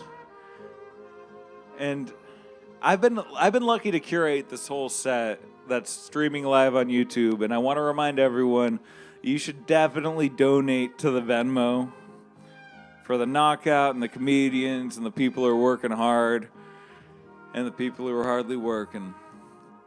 But you know what we have up next? Probably the nth best comedian that I know. You know, this is going to be a fun set because I helped him write a joke earlier. Give it up for Josh Kahn, man. Bring it in. Give it up for your host, Chris Crow. Give it up for the knockout, everybody. Clap it up. Clap it up if you're outside. Guys, everybody outside, I'm going to make a deal with everybody outside. If you guys will listen really hard and close to my set and laugh real hard, you promise to do that, I will buy everybody at the knockout a beer. What do you say to that shit? Do you guys want me to buy everyone at the knockout a beer? Let me hear you say beer, beer, beer, beer, beer. Okay, here it is. Here we go. Here's I said I'd buy everybody here a beer. Here it is. Just pass it around and just make sure that you waterfall it because of COVID. Here you go. Go ahead and pop that open. Start that passing around the room. Everyone take a little sip. Nobody backwash. Hashtag COVID. Hashtag stop the spread. Okay, my name is Josh Kahn, everybody. Thank you all for having me so much. Yeah, so Chris was saying, give it up for PK, your previous comic who did that short set, everybody. Clap it up for PK. Chris told me that I was going to have a 45-second opener, and I said, that's great. It sounds just like my sex life. 45-second opener. Anybody, give it up. So, guys, I don't know if you noticed, my name is Josh Kahn. I look like Sean Boyles 30 years ago when he owned a comb. No, nobody? The previous comic, Sean Boyles with the long hair? Okay, I thought I'd let my hair down for this. Come on. Guys, I say, clap it up out there if you got the vaccine. Who's got the vaccine? Yeah, you know what I call that? Privilege. Huh? Spit in my mouth. Maybe I can get the cure too. All right, guys. My name is Josh Kahn. You know, so I play music on the street. I live in an RV, so I identify as a hobo, guys. My pronouns are hey, you, and don't do that there. I'm not like a super politically correct person. I was in Whole Foods the other day and I was asking the guy, hey, where do I find the thick and chunky salsa? He says, it's not thick and chunky salsa at Whole Foods. It's called husky and empowered here. Husky and empowered salsa is the most delicious and politically correct kind. You guys, I'm Asian and I'm Jewish, if you're wondering what kind of interracial train wreck you were looking at happening 30-something years ago. Standing around me, Asian and Jewish, right? Are you guys, hey, clap it up for hashtag Stop Asian Hate, everybody. Can we do that? Let's stop Asian hate together. I'm proud of Asian American Pacific Islander heritage, right? I'm AAPI. In fact, I'm so cool, I put the A back in AAPI. You guys, I'm like the Asian Fonzie. So my mom's Korean, my dad's Jewish, right? So I'm Korean Jewish. That means that I can produce your K-pop album on a budget. So get with me after this. You want to go huge on TikTok, you and me can do that. COVID's been really great to me, you guys. You know what's the best thing about COVID? I haven't seen one fucking ad for Shen Yun all year. Boom! That shit is done. No, I do not want season tickets. 6,000 years of beautiful, boringest shit ever. Oh my God, you guys. Don't see shit. Yeah, this is a beautiful crowd. The one, I can tell that you're pretty behind the masks, I'm not full of shit. You guys are a beautiful crowd. Yeah, my name is Josh Kahn. It's like I feel like Arnold Schwarzenegger during this pandemic. Like I'm on Total Recall. Like I'm trapped in the dome on Mars. I'm like, let me out, give me some air, let me go to the knockout and hear some comedy and take off my mask and spit on people that I'm seeing. Yeah. Nobody? Okay. It's like dude, he hasn't been the governor for like how long? Why are you still doing Arnold impressions? You guys know what?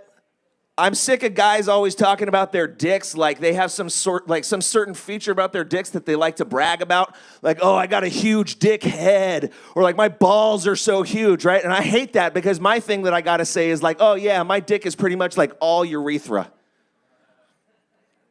I really got shafted. Don't come see stand-up comedy if you don't want to hear about strangers' dicks. That's all I got to say. Like, that's all any of us have to talk about here, guys. So I'm actually from Oakland. I came over here to San Francisco just to annoy you guys with these jokes. I was taking the Bay Bridge over here, and I saw a guy sitting on the Bay Bridge. He was dangling his feet off of the edge of the bridge over the water, right? No cops had showed up yet, but like regular people, just regular-ass citizens had pulled over and were trying to be supportive of this guy. And I was like, wow, that's awesome. And I wanted to be supportive too, but I didn't want to be late to this. So I just rolled down my window and I was like, let's go Oakland! Just to be extra supportive of the guy. Because like, A, thank you for jumping off of the Bay Bridge. Jumping off of the Golden Gate Bridge is like so mainstream now. We want a documentary about our bridge now, you know what I mean? They made the Richmond Bridge into a footbridge, the North Bay Bridge. They made that into a footbridge, but they didn't hang any nets. They're not worried at all because Richmond is pretty much like the Oakland of Oakland. Like, everybody wants to jump off of a more famous bridge than that. Are these suicide jokes not working for you? Because for me, they always kill. Oh my God, you guys. What is going on? I do have a girlfriend. I love my girlfriend. We've been together for a long time. I've been together with my girlfriend for 6 years. Can we clap it up for a girl that put up with me for 6 years? People, can we do that? Like 2 people are clapping. She is so ashamed that she's with me. No, we've been together for so long. Her and I met. We didn't meet the way that people meet today on Bumble or Tinder, right? Me and my girlfriend met the way people meet back in the day. Craigslist. Our encounters is hella casual still. It's awesome. But no, like she wants me to have kids. I don't want to have any more kids. She wants me to have kids. And you know what this bitch did? I caught her poking holes in my condoms with a safety pin. Can you believe that shit? So I got her back. I just crushed up a Plan B pill and put it in her oatmeal every morning. So far, we're good. No little Josh Kahn's going to be running around anywhere. Bad jokes. Bad jokes, bad jokes. What you gonna do? What you gonna do? I'm an Asian Jew. Bad jokes, sorry. That's right. No, I love my girlfriend, but I don't want to have any more kids. I have a kid. He's an adult now. My kid is 18-year-old. Look at me and realize that I'm responsible for another human life. Like, we are living in the apocalypse. This is what it looks like. I got an 18-year-old kid.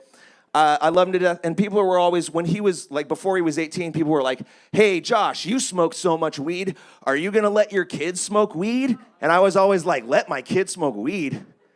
He's my fucking dealer. I can't. If I ground him, he's not going to give me those wholesale price dabs. I'm not paying full price for that shit. It's one of the pros. So anyway, I love my kid. He's 18, so we decided we're going to start a father-son business together, okay? We're going to open a vape shop because those are real hot right now, right? Me and my kid, we're going to open a vape shop. Here's our gimmick. We're only going to sell vape shit to underage minor children, okay?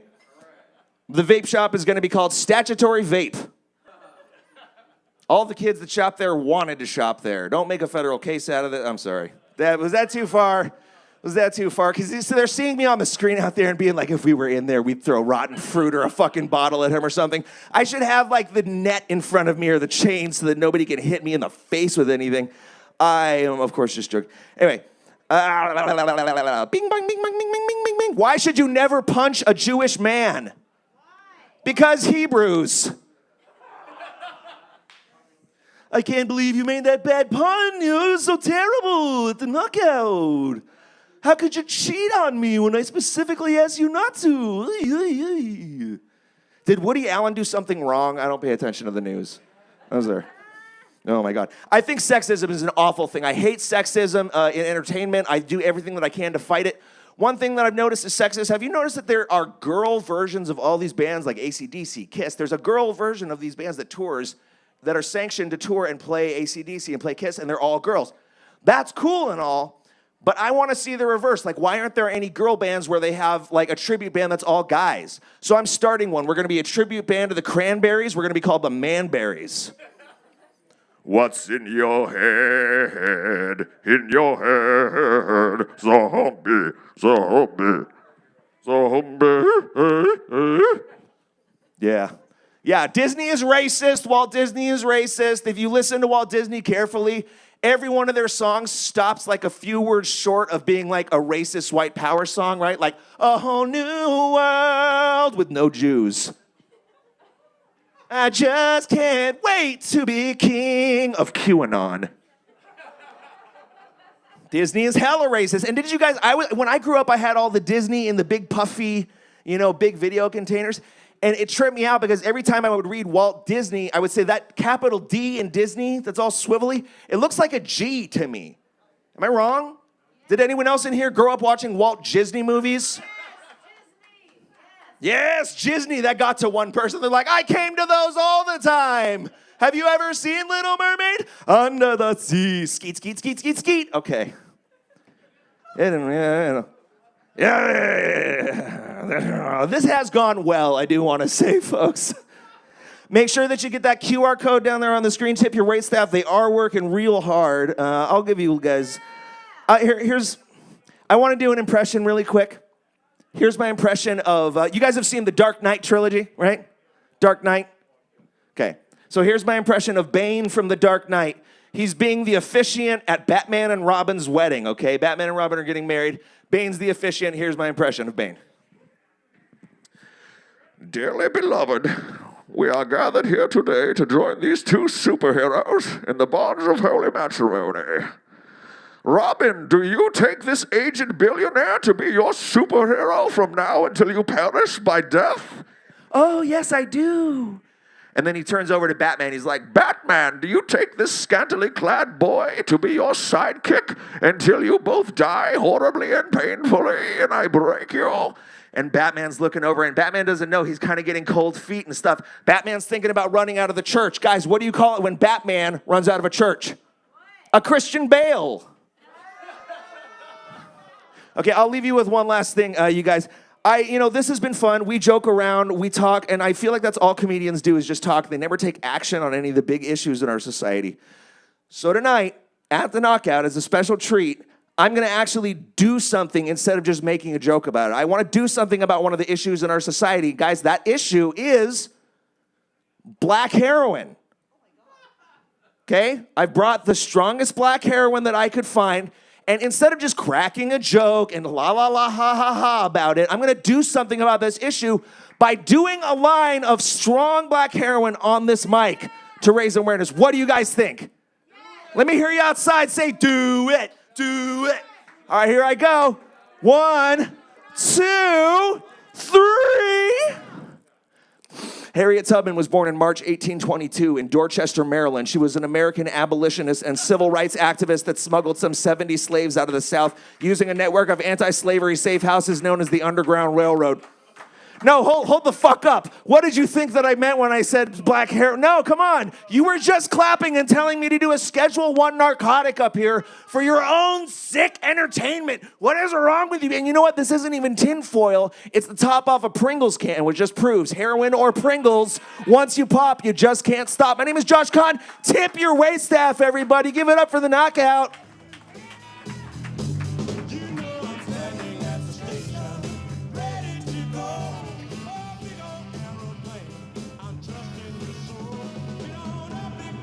It's amazing to me that there's still guitar picks up here. When's the last time you went to a live show? We have 3 more comics. I'm already very drunk. I'm trying my best to keep shit together. But Dusty, if we give him something something fun, what's something fun? What would sound fun? Daniel Lewis is up next, but let's give him some good walk-up music. Let's give him something weird, something fun. I don't know. Hell yeah. Daniel Lewis, where the fuck are you?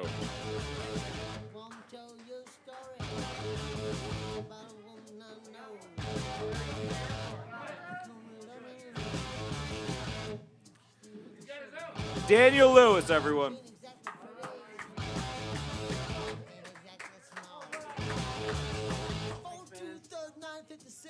All right, we got a sanitized mic, huh?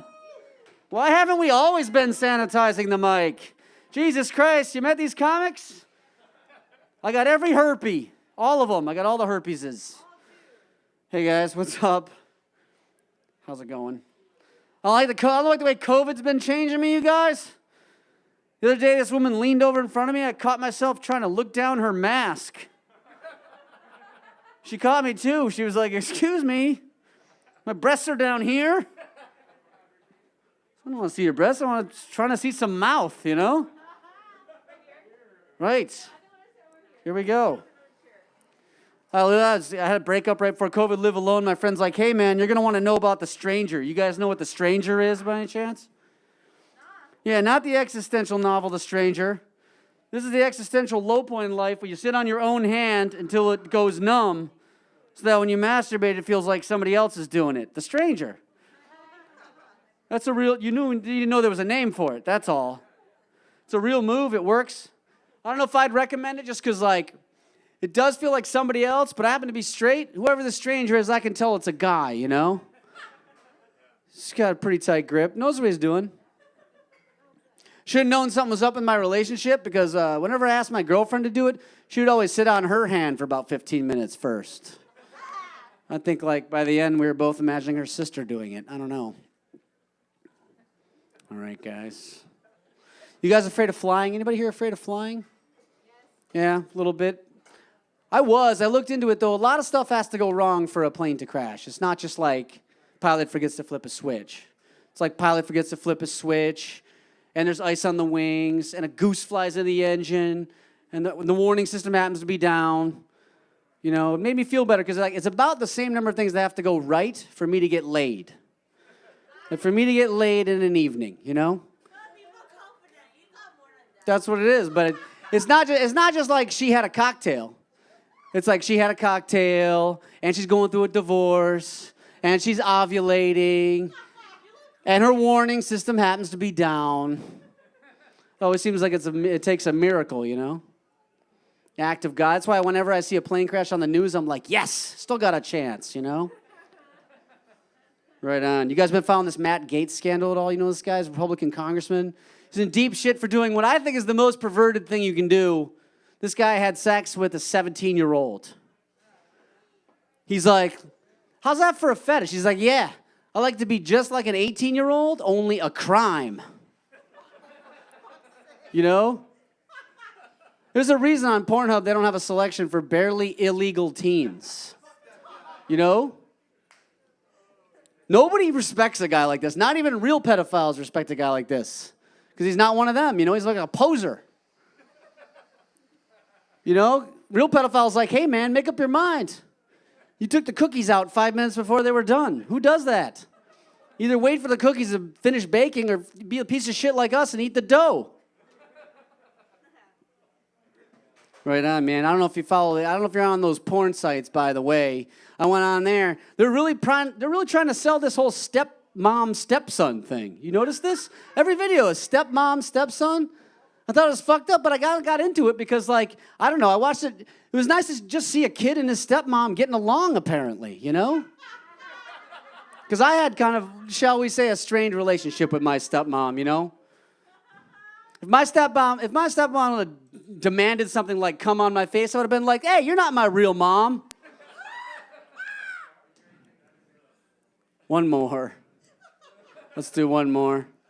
You guys hear these things about people would like to go back in time and kill Hitler when he was a baby? to prevent all that atrocity, you know? That sounds pretty good. But you notice how no one ever says they like to go back in time and terminate the Hitler pregnancy? Right? That seems like it'd be easier, but you don't want to know why. It's because abortion's still a pretty tricky issue. You know? It's not straightforward like good old infanticide. You know? I personally think it's Hitler's mother's body, Hitler's mother's choice, myself. You know? But even if you think evil begins at conception, why not just go even further back and prevent the Hitler conception? Like show up on date night there and just be like, hey, mein Herr, trust me on this one. On the tits. All right, my name's Dan Lewis. Thanks, you guys.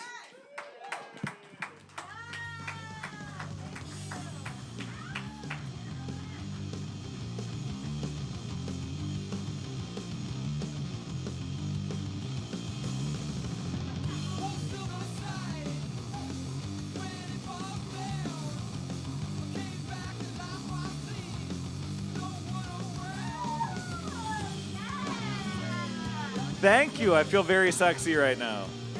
I feel like a real I don't even know what to say anymore. A gross star?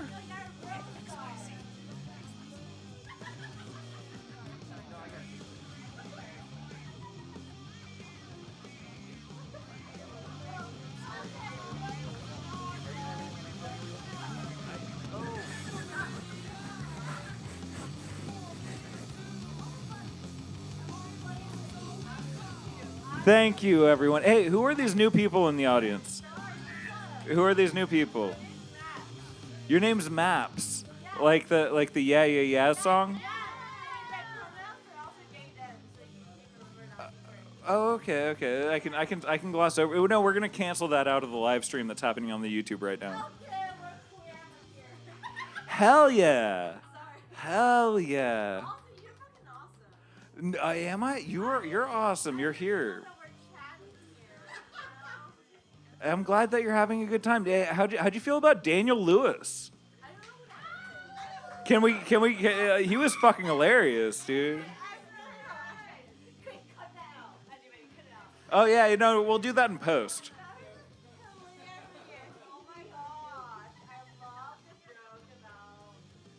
I'm just happy you're getting drunk at the Knockout, who's also live streaming this on YouTube right now. And we have a Venmo account if you want to donate money to keep businesses in check. Yeah. Oh no, I'm a shitty comedian. I'm a terrible. I'm not. How much Molly did you do tonight? Oh, okay. Because I saw you outside and you were doing drugs. Yeah, no, I'm down. I never said I wasn't down for that. Okay, yeah, thank you. But no one sees your face. No one has seen your face. So and they shouldn't. You should be wearing a mask as much as possible. I appreciate that. I appreciate you. You just made my entire fucking night because I feel like I made some jokes. Yeah. It's I'm the host of the evening. My name's Chris Crone. I do drugs. Fucking love them. Not worried about anything. God damn. But you know who doesn't do drugs? Potentially and allegedly does not do drugs is Ivy Cordova, who's one of the funniest people on earth. Hi, honey. Hey. Good to... I have catnip in the car. I got catnip in cigarette form. I got catnip in gummy form. I got ketamine if anyone wants to boof it. I'm just trying to talk like a college kid, guys. I'm 40. I don't do that shit. Any parents in that, I don't mean to ask like a fucked up question. Are there any parents here? Make some noise, yeah? Oh, you're adorable. Any parents? No, a handful of people. God, keep that pull-out game strong, man. Kids are fucking expensive. I do not recommend it. I have been spending the entire quarantine with my son, and he turned 13 years old and went through puberty during quarantine, which is not easy, right? It's not easy under any normal circumstances, let alone when you've been trapped in the house with your mom for a fucking year. And I thought about all the stuff he's been missing, you know, because I grew up in Hayward. I went to public school, so you can imagine the shenanigans I got into at that age, right? You know, going to Great America, shoplifting, riding around in stolen cars, over the pants hand jobs, and he's missing all that shit just to be in the house with his mom. And you know, this is the most time we've ever spent together because I'm what you call a working mom. You know, during the day I work in tech. I work in tech, which is not the coolest thing in the world to admit, especially one, in a punk bar, and two, around other stand-up comedians. But tech is something that people that look like me do for survival when we don't want to be a nurse or marry an old white guy on national television. One day, my Big Ed will come. He is fucking funny. I'm not going to lie, dude. I think he has a future in other things, just not sleeping with people. So, and so, like I said, this is the most time that me and my son have ever spent together, and it's been really interesting watching our relationship evolve. And by that, I mean we're walking around the house we're just trying not to catch each other jerking off. Right? Like, y'all were teenagers once, and we're fucking disgusting. I understand what this feels like, right? And here's the thing. I don't have any proof that he's actually doing it. Like, I'm able to look most of you guys in the eye right now, which should tell you I have not found a reason to pour bleach in my fucking eyes. But I had a feeling something was going on when I realized his showers were getting incredibly long. For somebody that wasn't leaving the house, I would be standing at his door, you know, about to go knock with a copy of the water bill in my hand, like, boom, boom, boom. You know what? I think I can afford not to have this conversation. It's fine. It's fine. It's just water. It's just water. It'll regenerate. We're not in a drought. This isn't the 90s. And, you know, low-key, I think I'm a little jealous of him because, unlike me, he has an outlet for his frustration. I did not mean to throw that at you. See, here's the thing, man. Like, I think once, like, you know, we start doing comedy inside, I feel like people still don't want to sit in the front row. Like, y'all are brave. People don't want to sit in the front row, understandably, because they don't want comedians to pick on them or engage them or make them part of the show. And I promise, I'm not one of those people. I am way too awkward to engage in more than one back and forth. I will, however, occasionally throw fictional splooge at you, and that is the trade-off. Okay? That's pretty fair, right? I don't engage you, but I will throw spooge. So, you know, he has an outlet. I do not. I have not scratched the old record since the beginning of the pandemic. Yeah. Do I look traumatized to you? It's because I am. There's two reasons for this, okay? I'll talk about the least embarrassing one first. Number one, I only own one sex toy, and I realize, especially in San Francisco, this is not particularly groundbreaking information. And as a matter of fact, there's nothing wrong with the toy I have. I just feel like I'm fucking aging myself when I admit what toy this is. Who here knows something called the rabbit? Yeah. Early adopters, I like that. So you guys understand where I'm coming from, right? It's very good and very effective. The problem is that it's not discreet. That shit is so loud that when I turn it on and close my eyes, it just feels like I'm jacking off in the middle of Jamba Juice.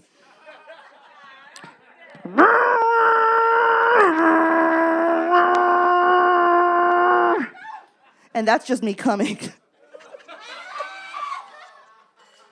It's also the same size as Zach Morris's cell phone. That's a joke I tell to see if anybody my age is in the fucking bar, if they get a Saved by the Rel reference.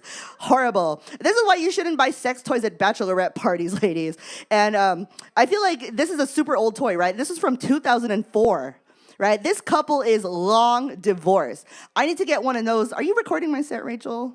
Okay, cool. I'm just like, what are you doing? I was like, I appreciate you. I was just like, you can't record it when I can't Photoshop my chin. I'm just kidding. Girl, no, you're totally fine. We're on YouTube now. I see myself. Damn, my hair look good. My hair look good. Anyway, what was I saying? Sex toys. I need one of those new sex toys that's sort of quiet, you know? Like a Prius. It's quiet, super quiet, like you don't hear it coming and then you're coming. That's what mama needs in the old hoo-ha. The other reason I have not double-clicked my mouse, I told you I worked in tech. The other reason I haven't done that shit is because in addition to my son, I'm also quarantined with my parents. Anybody else? Am I the only person that has not been spared the indignity of being quarantined with my Filipino Catholic parents for almost a year and a half now? You guys realize that's how long it's been, right? And it's wild because I have to leave the house so that they can fuck. That's fucked up, right? I'm a homeowner. I own that house, okay? I pay for that house. I pay for the property taxes and the 2 dedicated parking spaces in front of it. And I got to leave the house so that either they can have sex or I can go put a dick in my mouth. Like, that's fucked up. I feel like as an adult, one of the most underrated pleasures is knowing I own property and I can suck dick anywhere on this fucking property. I can be in the backyard, on the roof, taking up the trash, put a dick in my mouth. I don't care. I own this. I run this. And I can't do it because my parents are home. And the problem with having Filipino Catholic parents in my house is that they spend the whole year kind of sneaking Filipino Catholic paraphernalia into my house, thinking I'm not going to notice, right? Because I'm not really a religious churchgoer, obviously. And my biggest fear is bringing a guy home into that environment, sucking his dick on a couch that I paid for. West Elm, Mama's got class. Hey, West Elm. And then accidentally making eye contact with Jesus on the cross across the room. You know how traumatizing that is? With his sad-ass eyes that follow you around the room regardless of which angle you're trying to suck that dick. With his thorn crowns and his sexy-ass 12-pack abdominals. That's how you know you've been indoors for way too long. When you start sexualizing our Lord and Savior. Jesus Christ. My dad's a medical professional, so I've had a lot of really awkward conversations with him ever since COVID began. My dad emailed me a list of sexual positions that were approved by other medical professionals for minimizing direct contact. For those of you that want to get your groove on during a pandemic and not die, okay? Like, that's awkward. I don't give a fuck what you guys think. That is awkward. Nobody needs to get that email from their dad, especially when he signs it, "Love, Dad." The worst part is he wrote the words "reverse cowgirl" in bold letters. I didn't want to have that conversation, but I respect my dad, so I responded to the email. I hit reply. I typed, "Not with mom's knees."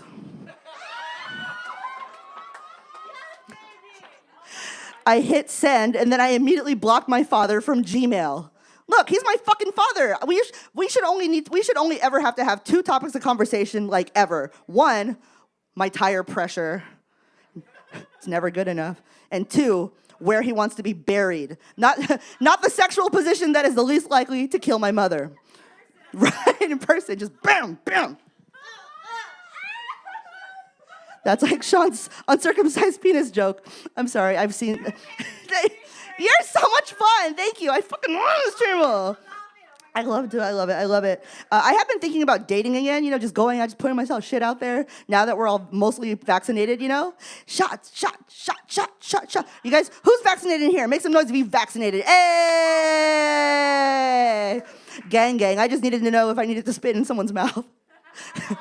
It's Friday. Let's have some fun. It's not right, but it's okay. And, the last time I was dating, I was on Tinder, which is, like, strange to me, because it's an app. And I'm old school, right? I'm 39 years old, guys. I'm going to be 40 next week. I know, right? Asian don't raisin. And... Yes, dude. And, so I'm old school. Like, I'm used to finding dick on places like Craigslist or Yelp or, just not something like Tinder. It's so weird because, I live in Hayward. So Tinder, I'm like, you can really get a guy to come over. And sometimes you can also get a guy to come over in the same way that you can go on an app on your phone and order food. I mean, with my luck, it'll probably be the same person. Nice. You brought wings and dick. Let's do this. I was super strategic with doing Tinder the first time around because I was super excited. And the way that I used to do it was I would schedule all of my Tinder hookups based on their proximity to a taco truck. Yeah, because that way if the dick was bad, there's tacos. I mean, there's very little shame, in my opinion, that cannot be that cannot be washed down with horchata. I fucked a lot of people in San Jose and Oakland, is what I'm telling you guys. Oh my God. I also really like white guys. Anybody else? I know white guys have sort of taken a beating this year. I mean, not to reinforce any stereotypes, but I'm an Asian woman that loves me. I mean, I like other guys too, but I love me some white guys. Just because I feel like there's certain things I can only do with white guys. Like medieval times. Has anybody here gone to medieval times? Like, make some noise. Like, I'm really jealous. Have you ever gone to medieval times? Anybody? See, I feel like, okay, I've been wanting to go to medieval times ever since I got finger blasted at the Renaissance Fair. And I feel like that's something I can only do with a white guy. There's something about certain types of white guys. Like, I had a fetish a few years ago. And are you guys familiar with the term lumberjack? Yeah, I grew up in California, so that shit's foreign to me. I feel like everybody I want to fuck, every time I look at them and I want to fuck them, I feel like there's somebody that should be mainlining cheese. You know what I mean? Like, they've got that Wisconsin look. They got that plaid shirt, the beard, the fucking trucker hat. Like, I don't know what it is. There's just something so manly about a guy that has the equipment and the capacity to chop down a tree and then fuck me on the stump with a PBR in one hand and a turkey leg in the other. He's got me bent over the back of a Ford F-150 or a Chevy Silverado. What do they drive? Tractor? I don't fucking know. And then he'll pull out a Confederate flag and tell me to clean myself up. It's my fantasy, motherfucker. Yeah, those guys have always been hot to me, up until January 6th. It was so weird. Like, I was watching the Capitol getting stormed by all of my Tinder matches from 2017. Just horrible. Just like the Viking hat by somebody that's not Flavor Flav. How dare they? How dare they? One thing I will not date again. I will find myself a lumberjack that hopefully doesn't support a shitty president. But in the meantime, what I will not be doing is doing Tinder in San Francisco. Not because I'm hating on the city. It's a fucking wonderful place. The problem is when I was working in San Francisco in tech before the pandemic and I was doing Tinder, the only people that would ever come up on my Tinders were other people in tech. And that's problematic for me because they are all so fucking young, okay? I told you guys I'm turning 40 next week. These guys are like 22, okay?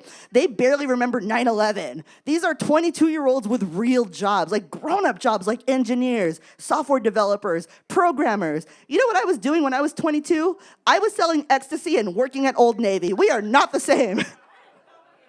And they always want to talk about work. Like, the last thing I want to talk about with somebody whose dick I'm trying to suck is my job, okay? I can't think of anything that makes me more emotionally flaccid than talking about tech with another fucking tech bro. And I hate it because they try to make themselves sound like they're more intelligent than they actually are by using words that they think are impactful that don't actually mean anything. Like consistency or ethics. Like disruption is the worst word I hate. I'm just like, I hate that shit. The only thing I want you to disrupt is my pussy. Like, stop it. Stop talking about tech. Stop it. And they're so young. Like, I don't know, man. I feel like nobody under the age of 30 can fuck, okay? Nobody under the age of 30 can fuck. If you disagree, come talk to me after the show. If you want help with this, come talk to me after the show. They are not domestic at all. Like, you're not going to go see some millennial and get a nice home-cooked dinner. No, because they only have 4 things in their fridge, and I will name them. LaCroix, White Claw, ketamine, and Otter Pops. And if they're white, there is an unexplained half-empty jar of pickle juice behind a half-empty carton of eggs. What the fuck is that there for? Disgusting. And none of them can fuck. Like, they want to fuck everywhere except for the bedroom. And I realize it's because 90% of the men in San Francisco that work in tech do not own bed frames, okay? I have sucked dick on way too many mattresses and futons for somebody with a 401k. That's fucked up. That is the opposite of the American dream. And they think that because I look like young or some bullshit, they think that I can do things that people half their age can do. And I think they forget that just because I look young, because I'm Asian, it does not mean that I'm not as decrepit and used up on the inside as the rest of the people that were born in 1981 and beyond, okay? They are overestimating my sexual and physical ability, and it's fucking up my steez. I'm telling you, I was with this guy, and we were walking to a bar. He sees a brick wall in an alley, and he immediately says, Ivy, we should go fuck against that wall. You've never had to pay for a chiropractor, Kyle. Shut the fuck up. You're 24. You're still under your dad's insurance for 2 more years. Come talk to me when you're paying premiums at Sutter Health, bitch. And the worst thing is, I feel like young people, okay, I'm going to dial that back because that made me sound like R. Kelly. Young, legal-age gentlemen can be incredibly judgmental about the kind of sex that people like me like to have, all right? San Francisco, I'm an old-fashioned gal, and I will tell you something. I like it rough. Are we getting that? I like the hair pulling and the choking and the BAM! I just want to feel something, because when you get to be my age, you're dead inside. And older guys don't have this issue. You know, people that were born in 1981 and before, you know, it's a very straightforward conversation. It's something like, what you need, baby? Fuck me up, daddy. All right, baby, I got you. And then he spits Coors Light in my mouth, and that's my night. Younger guys, God, y'all motherfuckers want to talk about everything. They want to talk about permission and pronouns and boundaries and safe words. And I'm just like, you got 45 minutes to bust your nut and call an Uber because my son's coming back from jujitsu practice.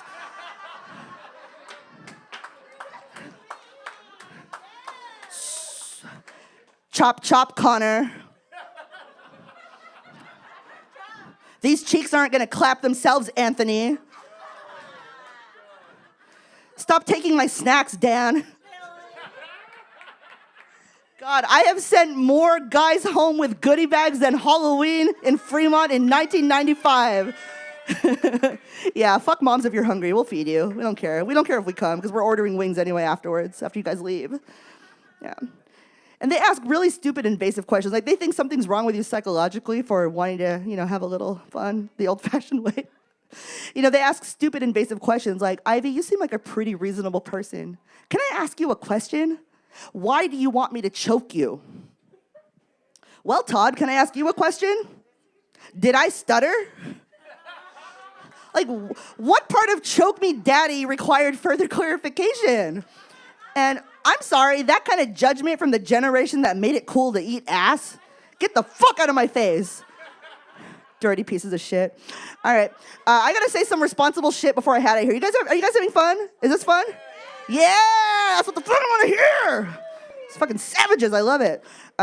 Due to the explicit nature of my material, I am contractually obligated to talk to you guys about boundaries and consent. Yeah, I know that's not the sexiest topic in the world, but I mean, I don't want y'all to be like, that Filipino comic told me I could choke a bitch, and then you do it, and then my people get canceled for reasons unrelated to the ratings of 90 Day Fiancé, right? And I also don't want the comics that know me to think that my bedroom is some sort of UFC cage fight, like sex dungeon situation. I promise it's not. So these are my boundaries, San Francisco. If you choke or slap me in the bed and the sex lasts for less than 5 minutes, I'm calling the cops. All right, my name's Ivy Cordova. This has been super fun. Give it up for your fucking host and everybody that you've heard tonight. Thank you.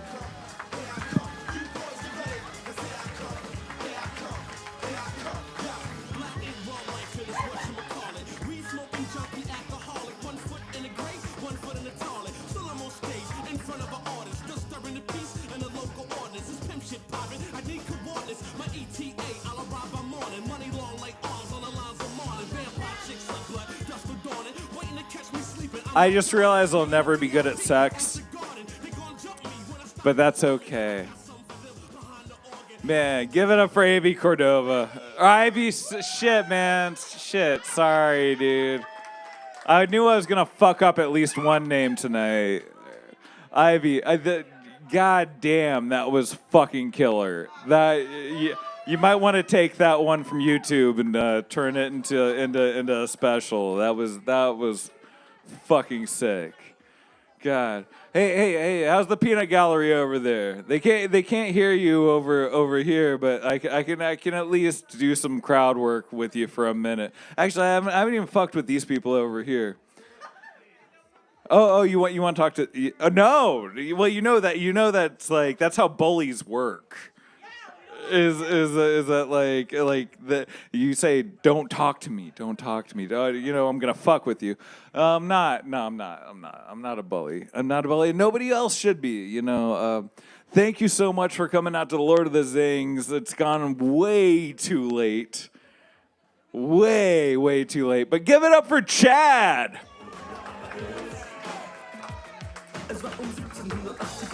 No, not you yet. What? The bartender. Give it up for Paul. Give it up for John Segura, who owns this place and lets me do stupid shit. Okay, we're gonna have to start that one over. Fuck, man. I didn't realize, I forgot you guys had the same name. I honestly, like, I wanted to give you a better intro. Okay, hold on. John's gonna give me some shit if I don't do this. I wiped it down, John. Support the Venmo that's streaming at the bottom of the screen. And I want to give it up for a friend of mine. I consider you a friend. Can I consider you a friend? I can consider you a friend who's famous for doing comedy all over the fucking country. Especially on Getting High with Doug or whatever. I don't know. Getting Doug with High or like Doug Loves Movies and all those other weird accolades you have. Chad Opitz, one of the funniest fucking comedians in America. Thank you, Chris. You might remember me from a minute ago when I thought he was introing me, but he was talking about the delightful bartender who also deserves your accolades. Thanks for coming out, guys. Are you enjoying yourselves? Hell yeah, man. I'm in a good mood. This has been fun. Following Ivy, she mentioned, because I definitely look like someone who's fingered somebody at a Renaissance fair, for sure. I've got that look about me. God damn it. It's very true. Man. Yeah. They actually, the only reason I'm closing this show out is because they were like, this show's getting a little too horny, all right? It's getting a little too sexy. A little too sensual. We got to send up grocery outlet Jack Black to dry things up. Get dollar store Galifianakis up there to or else somebody's gonna get pregnant in the knockout, and our fucking legal liabilities can't fucking deal with that shit. God damn. So yeah, I'm in a good mood though, man. Getting into comedy for the money is like getting into Dungeons and Dragons for the sex. It's not a good like money move. That's woo. Oh my God. I'm trying to think like ways to make extra money while I'm living in the Bay Area, just to like exist. Like one idea I had, I was reading up on food from other cultures, or that some countries eat donkey burgers. I've never heard of that. Never seen a donkey burger restaurant in the United States. I want to open up the first one, and I want to call it Ass to Mouth. All right? I think that's going to be next year's big Valentine's Day destination, goddammit, okay? Take your sweetie, Ass to Mouth, Valentine's Day 2022. Sell out very quickly.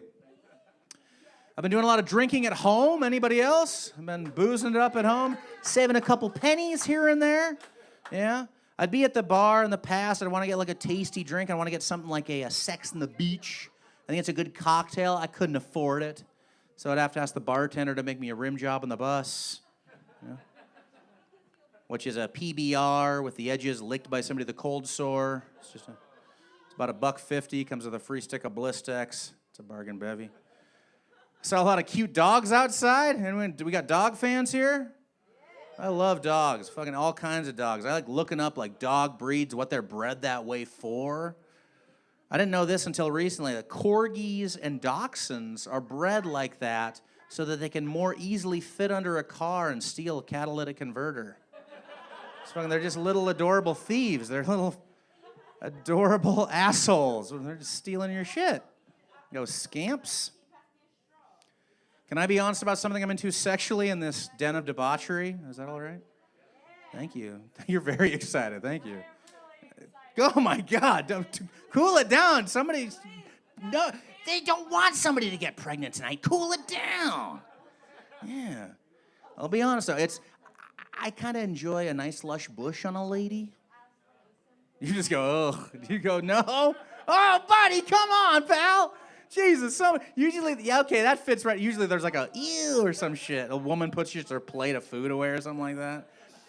But I like it. I'm not talking about landing strips. I'm talking about farmer's market bush, okay? I'm talking about mason jar of kombucha bush, all right? UC Berkeley bush, all right? I'm into it. It doesn't bother me. And then I wonder, why? Why is it something I like? Am I just narcissistic, huh? Do I just want to get on my knees, whip down some panties, have my own face staring back at me? Just looking into a moist mirror of sorts. Goodness. Yeah. Good God. You guys like singer Adele? Yeah, here we go. You're like, I like a shaved pussy and I like Adele. That's two things I like. A shaved pussy and Adele. It's fine. I get it, man. I love Adele. I don't know what she's been up to in quarantine, but, you know, if she's out there lonely and horned up, because I've got a big crush on her, all right? There was a news story early on where they're like, oh my God, Adele lost weight. Adele's hot now. I was like, Adele was already hot. I'll take Adele any way I can get her. I'm not going to complain. Okay? Sultry, talented songstress, come on.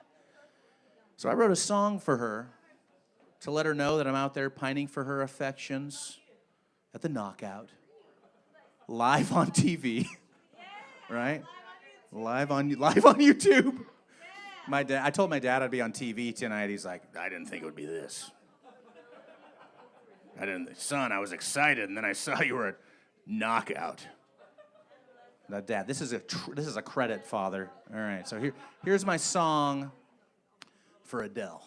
All right, so do a little stretching. Oh. Here we go. All right.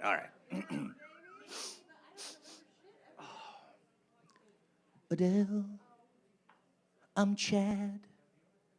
I got a sweet beard, look pretty good in plaid. I want to take you out for burritos and tea. So please go out with me. I'll buy you some curly fries. Wouldn't that be a sweet and savory surprise? And I want you to coagulate like a blood clot in my heart. And I won't even care during sex if you fart.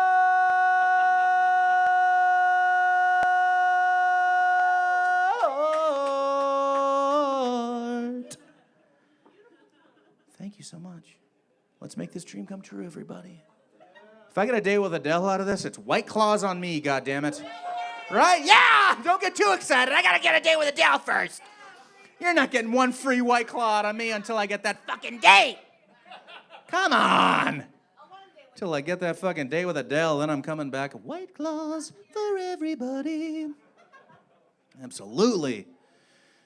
Man, I do miss going to the movie theater. I look like I write Lord of the Rings erotic fan fiction. You're not shocked at this. You know, you look like you grew up in a projection booth, you fucking troll. I get it. I worked at a movie theater and for a long time. Oh, thank you. I'm a lord. I'm a lord of the labia, if you will. That's right. That's what I call it. Lord of the labia. The mage of the masturbatory arts. The dungeon master of I got nothing. That was it. I can't top that mage one. But yeah, I worked at a movie theater, and we showed the movie Ice Age 4, Continental Drift. All right? You know it well. The best of the quadrilogy, if you ask me. All right? And there was an incident that happened when we were showing the film, okay? Because pre-show, there was a Simpsons cartoon short. And this woman came running out of the theater. She goes, excuse me, I came to see Ice Age, and they're showing some Simpsons cartoon, and it won't stop. I was like, well, that's the pre-show cartoon. It'll be done in a couple of minutes, and then Ice Age will begin. And she looks at me, she goes, whatever, and runs back into the theater. And I was like, what kind of attitude is that to take for a free cartoon, right? Like, is she bringing that with her into every experience in her life? Like, is she just like, yeah, wait, hey, waiter, I ordered the filet mignon, and they brought me some bread. And my filet mignon's not even here yet. Well, that's the complimentary appetizer before the main entree. Filet mignon will be ready in a couple minutes, but meantime, please enjoy your bread. Whatever. What the fuck are you doing down there? I'm going down on you. It's a complimentary service I provide. I'll be done in a couple minutes, and then we can have sex. Whatever.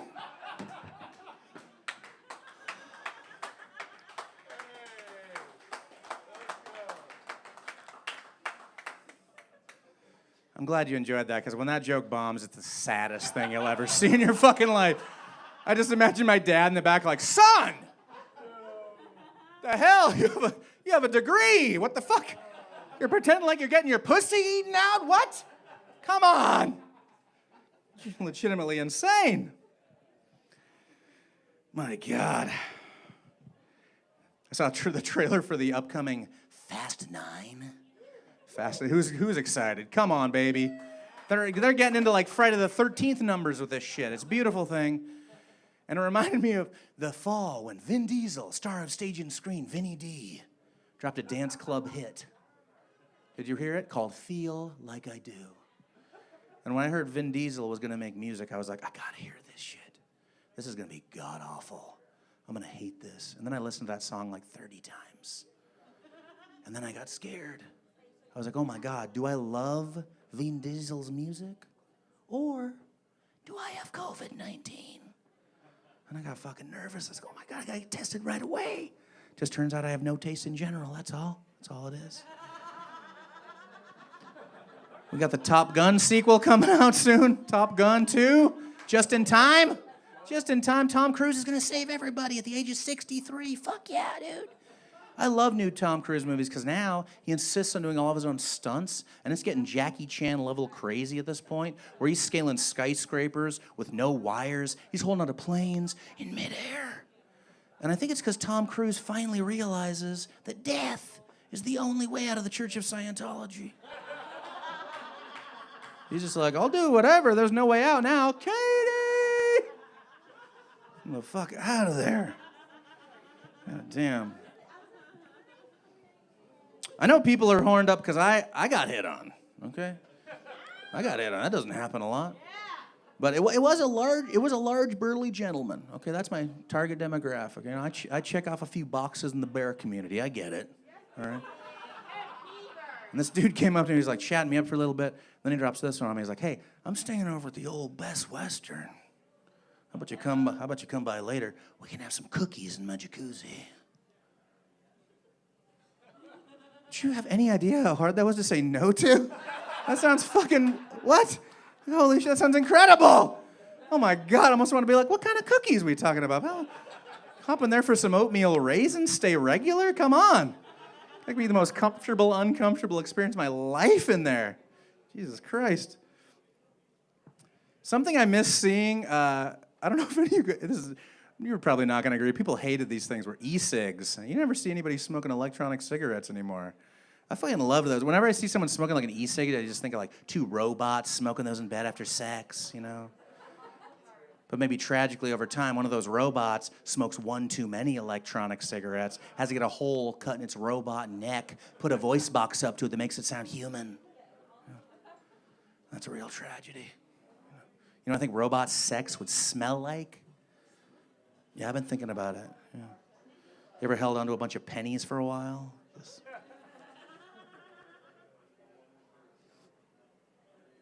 A stink disturbing odor of wet copper.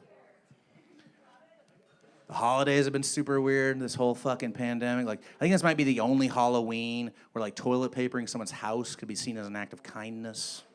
You know? I was like, they're so nice. That's fucking, they knew we were running low. Get it down, kids! Fuck yeah, how sweet of them. That's cool. More TP. But I wasn't able to do what I love to do on Halloween. I have a tradition I do every year. I couldn't do it. I like to go out. I get hammered. And when people ask me what I am, I say my father. And then I have to dress up like a can of Coors Light just so they'll hold me. You know, just like... When my dad drives through a neighborhood and sees one of those signs that says, drive like your kids live here, he just turns around and drives as fast as possible in the opposite direction. He's a bit of a dick.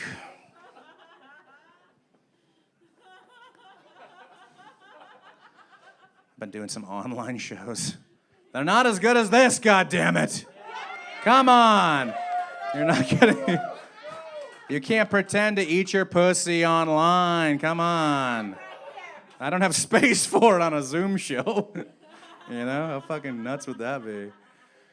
I love, man. The one cool thing about doing Zoom shows is like it'll be all kinds of, like one time I followed like some dude that was like doing like flaming juggling and shit, and I was like, that's kind of neat. And I think it'd be badass like when things fully open up all over the place if they just went nuts with stuff. Like how badass would it be if, like to go to the opera one day and see something like this? Thank you for coming to enjoy Leon Cavallo's tragic masterpiece, Pagliacci. But don't forget about our late-night Saturday opera. We'll be bringing you Paul Verhoeven's 1987 action classic in a whole new way with Robocopera. Dead or alive, you're coming with me. Is that you, Alex Murphy? Scum corporations make me sick. I once shot a dude in the dick. Look out, it said 209. Womp, womp, womp, womp, womp. You have 10 seconds to comply, and if you don't, I will make you die. Robocop! I'd buy that for $1. And you will buy that for $1 because our corn dogs and jello shots for $1 fucking $1. We'll see you at the opera. Yeah, I had to get a 4-year degree for that joke, so I'm glad it worked out. It's paying off in drink tickets. Yeah. What you drinking over here? We got a Pabst. Oh, okay. Is that the Spesh? Yeah. Hell yeah. Okay. That's your Spesh? That's your go-to? My dad, I mentioned my dad earlier. My dad was very cheap. He knew only ever drink Coors Light. That was the only one. And I was like, why the fuck? Like, there's better beers than Coors Light, Dad. Like, why is that the one beer you always drink? And I was thinking, I was like, well, maybe it's because he's cheap, or maybe he was swayed by advertising. Because I once saw a statement on a bottle of Coors Light I'll never forget. It said, experience the legendary taste of Coors Light. Like, what the fuck are these legends, guys? What could they be?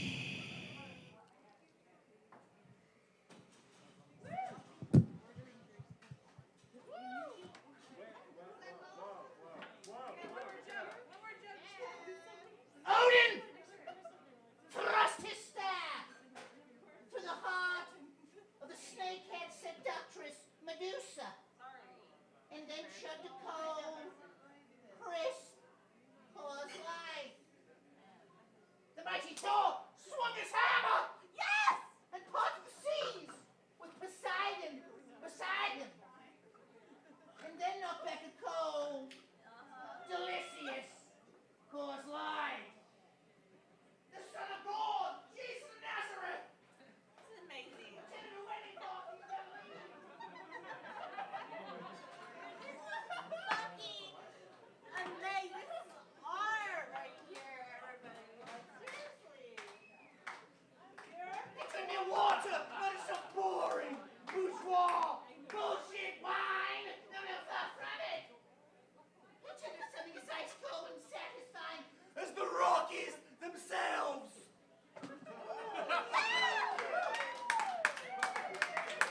And the power of Christ compelled those partygoers to spend the rest of their night slamming. The cold, legendary taste of Coors Light. Oh,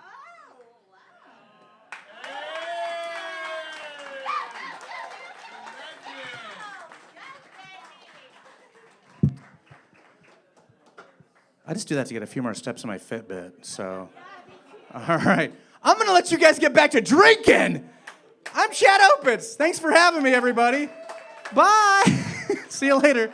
I think the show's over, but I'm not sure. Bye.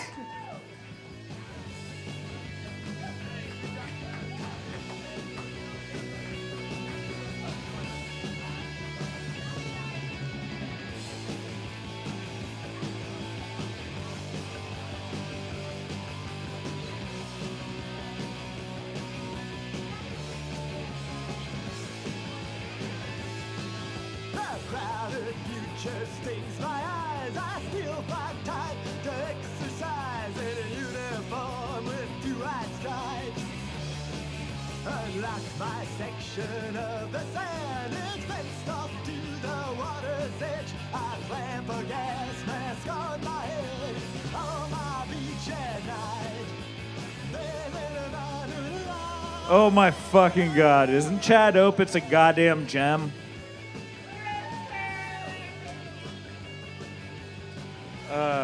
Do you guys want to hear more jokes or can I go to bed?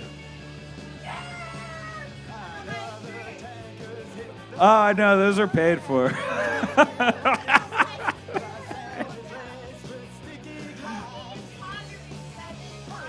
You'll give me pottery or you'll give me pot that I can plant pot in to make pottery for myself so I can make oh fuck, dude. My brain's already garbage. You know, it's been a long night, but I want to thank all the comics that are out here tonight. I want to thank Dusty for DJing and being a fucking champ. I want to thank the fucking champs for being fucking champs. I want to thank the fucking M for being the fucking M, which is also the fucking champs. I want to thank Chad. Look at Chad over there. That guy just gave you a lot of booze. I want to thank Tracy over there. I want to thank Rachel Pinson over there. I want to thank Sean Mabry's not here. Hey, who's that guy? He's got a mask on. I can't tell who the fuck he is. I want to thank John. I want to thank Paul. I want to thank you. I want to thank all of you. Hey, guess what? We're all vaxxed the fuck up. So let's have some fun in life, spit in each other's mouths, and do whatever you can to have as much fun as you can. As long as everyone's having as much fun as they're having. Oh, no, I left out 2 very important people. Tosh and Shannon for recording this.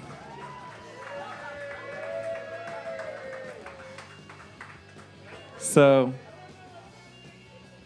we lucked out. We get to be here. Always remember that.